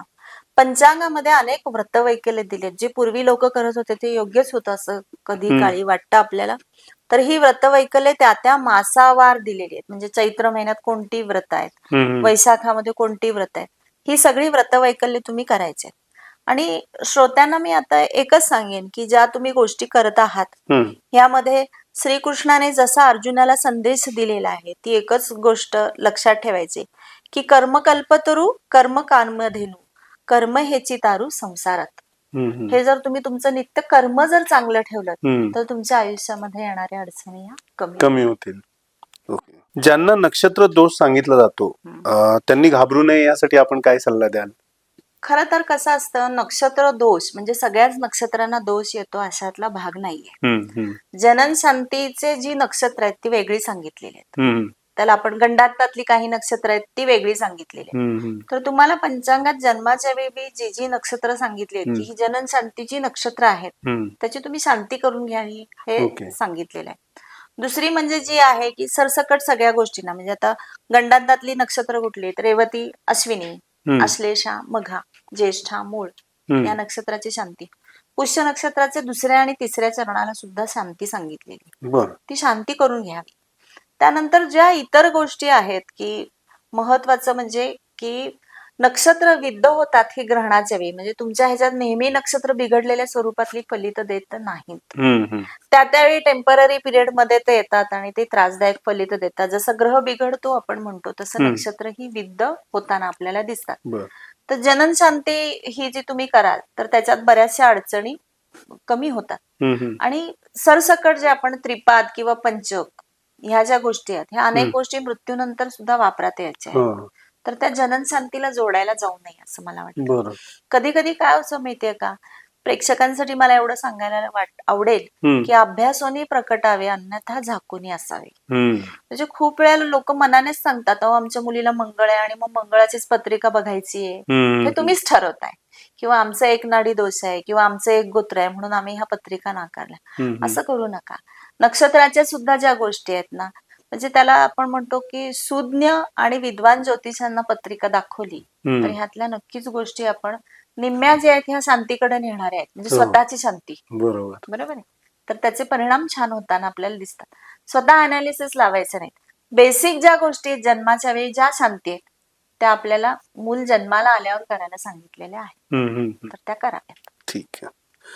आणि मॅडम, मार्गप्पा पॉडकास्टच्या श्रोत्यांसाठी नक्षत्र, प्रारब्ध आणि पुरुषार्थ यांचा समतोल साधण्यासाठी आपला साधा पण प्रभावी संदेश काय असेल? अच्छा, खरं तर आतापर्यंत तुम्ही साधे छान प्रश्न विचारले, मला धन्यवाद. पण आता हा प्रश्न शेवटाकडे नेताना तुम्ही जड प्रश्न विचारलाय. पण त्याचंही असं छानसं एक मी उदाहरण देते तुम्हाला की ज्या जुन्या गोष्टी आहेत ह्या जुन्या गोष्टींच्या मधून आपल्याला अनेक गोष्टी सहजगत्या म्हणजे लीलया समजताना आपल्याला दिसतात. खरं तर 360 अंशाचा क्रांतिवृत्त आहे आणि त्याच्यामध्ये 27 नक्षत्र आहेत, हे आपण मगाशी उल्लेख केलेला आहे. आणि या सगळ्यांच्या मध्ये येणारं जे आहे हे चित्रा नक्षत्र आहे. तिथे बसून 180 अंशावर रेवती नक्षत्र आहे. रेवतीपासून 90 अंशावर बरोबर पुष्य नक्षत्र आहे आणि पुष्य ते चित्रा बरोबर 90 अंशाचा अंतर आहे. म्हणजे त्यांनी 90-90-90 चे 4 भाग केलेत. आणि चित्रा नक्षत्र मध्ये जर आपण धरला तर आपल्या यजुर्वेदामध्ये आपण अनेक वर्ष ऐकत असलेला एक मंत्र आहे बघा. स्वस्ति न इंद्र वृद्धश्रवाः, स्वस्ति न पूषा विश्ववेदाः, स्वस्ति नस्तर्षो अरिष्टनेमिः, स्वस्ति न बृहस्पतिर दधातुः असं म्हटलं. तर याचा अर्थ जो आहे ना हा आपल्या ज्योतिषशास्त्रात खूप छान पद्धतीने दिलाय. खरं तर ही जी नक्षत्र आहेत, आता ह्यात नक्षत्र तुम्हाला लक्षात आलं की रेवती नक्षत्र सांगितलंय, चित्रा सांगितलंय, पुष्य सांगितलंय आणि श्रवण सांगितलंय. ही 4 नक्षत्र मुख्यत्वे सांगितली आहेत की जी मध्ये जर चित्रा घेतल्या तर 90-90-90 चे 4 भाग तिथे होत आहेत. तर वृद्धश्रवा म्हणजे इंद्र म्हटलंय. मग इंद्र हा काय सांगितलंय की तो जेव्हा आपण बघतो की त्वष्टा हा त्यांचा कारागीर आहे, बरोबर आहे, आणि इंद्राची हत्यारं तो बनवणारा असं सांगितलंय. आणि चित्रा नक्षत्राचा आराध्य वृक्ष, चित्रा नक्षत्राची आराध्य देवता त्वष्टा सांगितली. त्यामुळे इंद्राचा संबंध चित्रा नक्षत्राशी अगदी जुळणार आहे. दुसरं आहे की सर्व ज्ञानयुक्त पूषा म्हटले. पूषा म्हणजेच रवी, की जो आपण रेवती नक्षत्राची देवता पूषा असं म्हटलंय. तर हे अरिष्ट नेहमीही म्हटले, म्हणजे अरिष्टाचं ते हरण करणार आहेत किंवा अरिष्ट टाळून नेणार आहेत. अनश्वर म्हणजे गरुड म्हटलंय. आणि बृहस्पती हे सगळे आपले कल्याण करू. तर गरुड म्हटलेलं आहे म्हणजेच काय हो, तर श्रवण नक्षत्राचं जे विष्णू आहे त्याचं वाहन गरुड आहे आणि पुष्य नक्षत्राची देवता आपल्याला बृहस्पती सांगितली. म्हणजेच काय, चित्रा इंद्राचं कनेक्शन आहे, रेवती रवीचं कनेक्शन आहे आणि पुष्य बृहस्पतीचं कनेक्शन आहे आणि श्रवण आणि विष्णूचं कनेक्शन आहे. तर तैत्तरीय श्रुतीमध्ये इंद्राला वृद्धश्रवा म्हटलेला आहे आणि मोठ्या कानाचा असा तो घुबड एक आहे की तो त्याचा तिथे उल्लेख केलेला आहे, त्याचं वाहन आहे असं त्याला म्हटलेलं आहे. म्हणजेच काय, चित्रा नक्षत्रामध्ये लांब कानाचा जो आहे तो घुबडाचा तिथे आपल्याला त्यांनी वर्णन सांगितलेलं आहे. आणि उल्लू म्हणजे संस्कृतमध्ये कौशिक म्हटलंय, कौशिक असं त्याचा अर्थ आहे. तर हे जे आहे ह्याच्यामध्ये जर विचार केला तर इंद्र ही जी देवता आहे ही चित्रा नक्षत्राच्या माध्यमातून आपलं कल्याण करू असं सांगितलं. बरोबर आहे. दुसरा आहे रेवती. रेवतीचा रवी हा एक मोठा ग्रह आहे, तारा पण आहे आणि तो सर्वांचंच कल्याण करतो. सर्व जीवसृष्टी आहे यांचं कल्याण करणाऱ्या रवी जी आपल्याला सांगितलंय, म्हणून त्याला सर्वज्ञान विश्ववेद हा असं म्हटलंय रवीला. ते आपल्याला त्याच्यामध्ये दिसतंय. आणि तिसरी गोष्ट आहे की चित्रापासून बरोबर साधारण 90 अंशावर श्रवण नक्षत्र आहे. या श्रवण नक्षत्राचे 3 तारे आहेत, म्हणजे पाऊल असं दाखवलंय आणि त्याच्यामध्ये तार्क्ष म्हटले. 3 तारे तुम्हाला त्याच्यात दाखवलेले आहेत, त्याला तार्क्ष रूप म्हटलंय. मग तार्क्ष रूप म्हणजेच काय, तर गरुड सांगितलंय. गरुडाला आपण हे घेतलंय आणि गरुड हे विष्णूचं वाहन आहे, त्यामुळे त्याचा अर्थ आपल्याला तिथे संबोधित होते. आणि श्रवण नक्षत्रापासून 14वं नक्षत्र आहे ते म्हणजे पुष्य आणि त्याची देवता आहे बृहस्पती. तर ह्या 4 देवता ज्या तुम्हाला सांगितल्यात की महत्वाची 4 नक्षत्र आणि ह्याच्या 4 देवता ज्या खगोल व्यापून टाकतात, अशा ह्या सर्व देवता तुमचं कल्याण करो या अर्थानं स्वस्तीन इंद्र वृद्धश्रवा असं सांगितलंय. म्हणजे आजपर्यंत हा यजुर्वेदातला आपण मंत्र म्हटला, पण ज्योतिषशास्त्रीय दृष्ट्या जे आपण बघतो तर असं सर्वांचं कल्याण करो. मार्गप्पाच्या माध्यमातून आज आपल्या इथे प्रेक्षक जे माझ्याशी कनेक्ट झाले, प्रदीपजींशी कनेक्ट झाले, या सर्वांचं कल्याण व्हावं हीच एक अपेक्षा आपण इथं ठेवूया. आजची जी सेवा आहे की जो आपला पॉडकास्ट झालाय ही मी समर्थांच्या चरणी अर्पण करते आणि या ठिकाणी थांबूया. धन्यवाद. धन्यवाद. धन्यवाद. आजच्या या अतिशय सुंदर अभ्यासपूर्ण आणि ज्ञानवर्धक संवादासाठी तुमचे मनापासून आभार मॅडम. तुम्ही दिलेली माहिती नक्कीच आपल्या प्रेक्षकांना नवी दिशा आणि सकारात्मक दृष्टिकोन देईल. मित्रांनो, तुम्हाला हा पॉडकास्ट आवडला असेल तर लाईक करा, शेअर करा आणि टीम मार्गप्पा पॉडकास्टला सबस्क्राईब करा. तुमचे प्रश्न, मत किंवा अनुभव कॉमेंट्समध्ये नक्की लिहा. पुन्हा भेटूया एका नव्या विषयासह, एका नव्या प्रेरणादायी संवादासह. तोपर्यंत विचार करा, शिका आणि प्रेरित राहा. धन्यवाद. आज मॅडम तुम्ही एवढे वेळ काढून आमच्या पॉडकास्टसाठी आलात आणि खूप चांगली म्हणजे माहिती तुम्ही दिली, त्याबद्दल टीम मार्गप्पाकडून तुम्हाला एक छोटीशी भेट. धन्यवाद.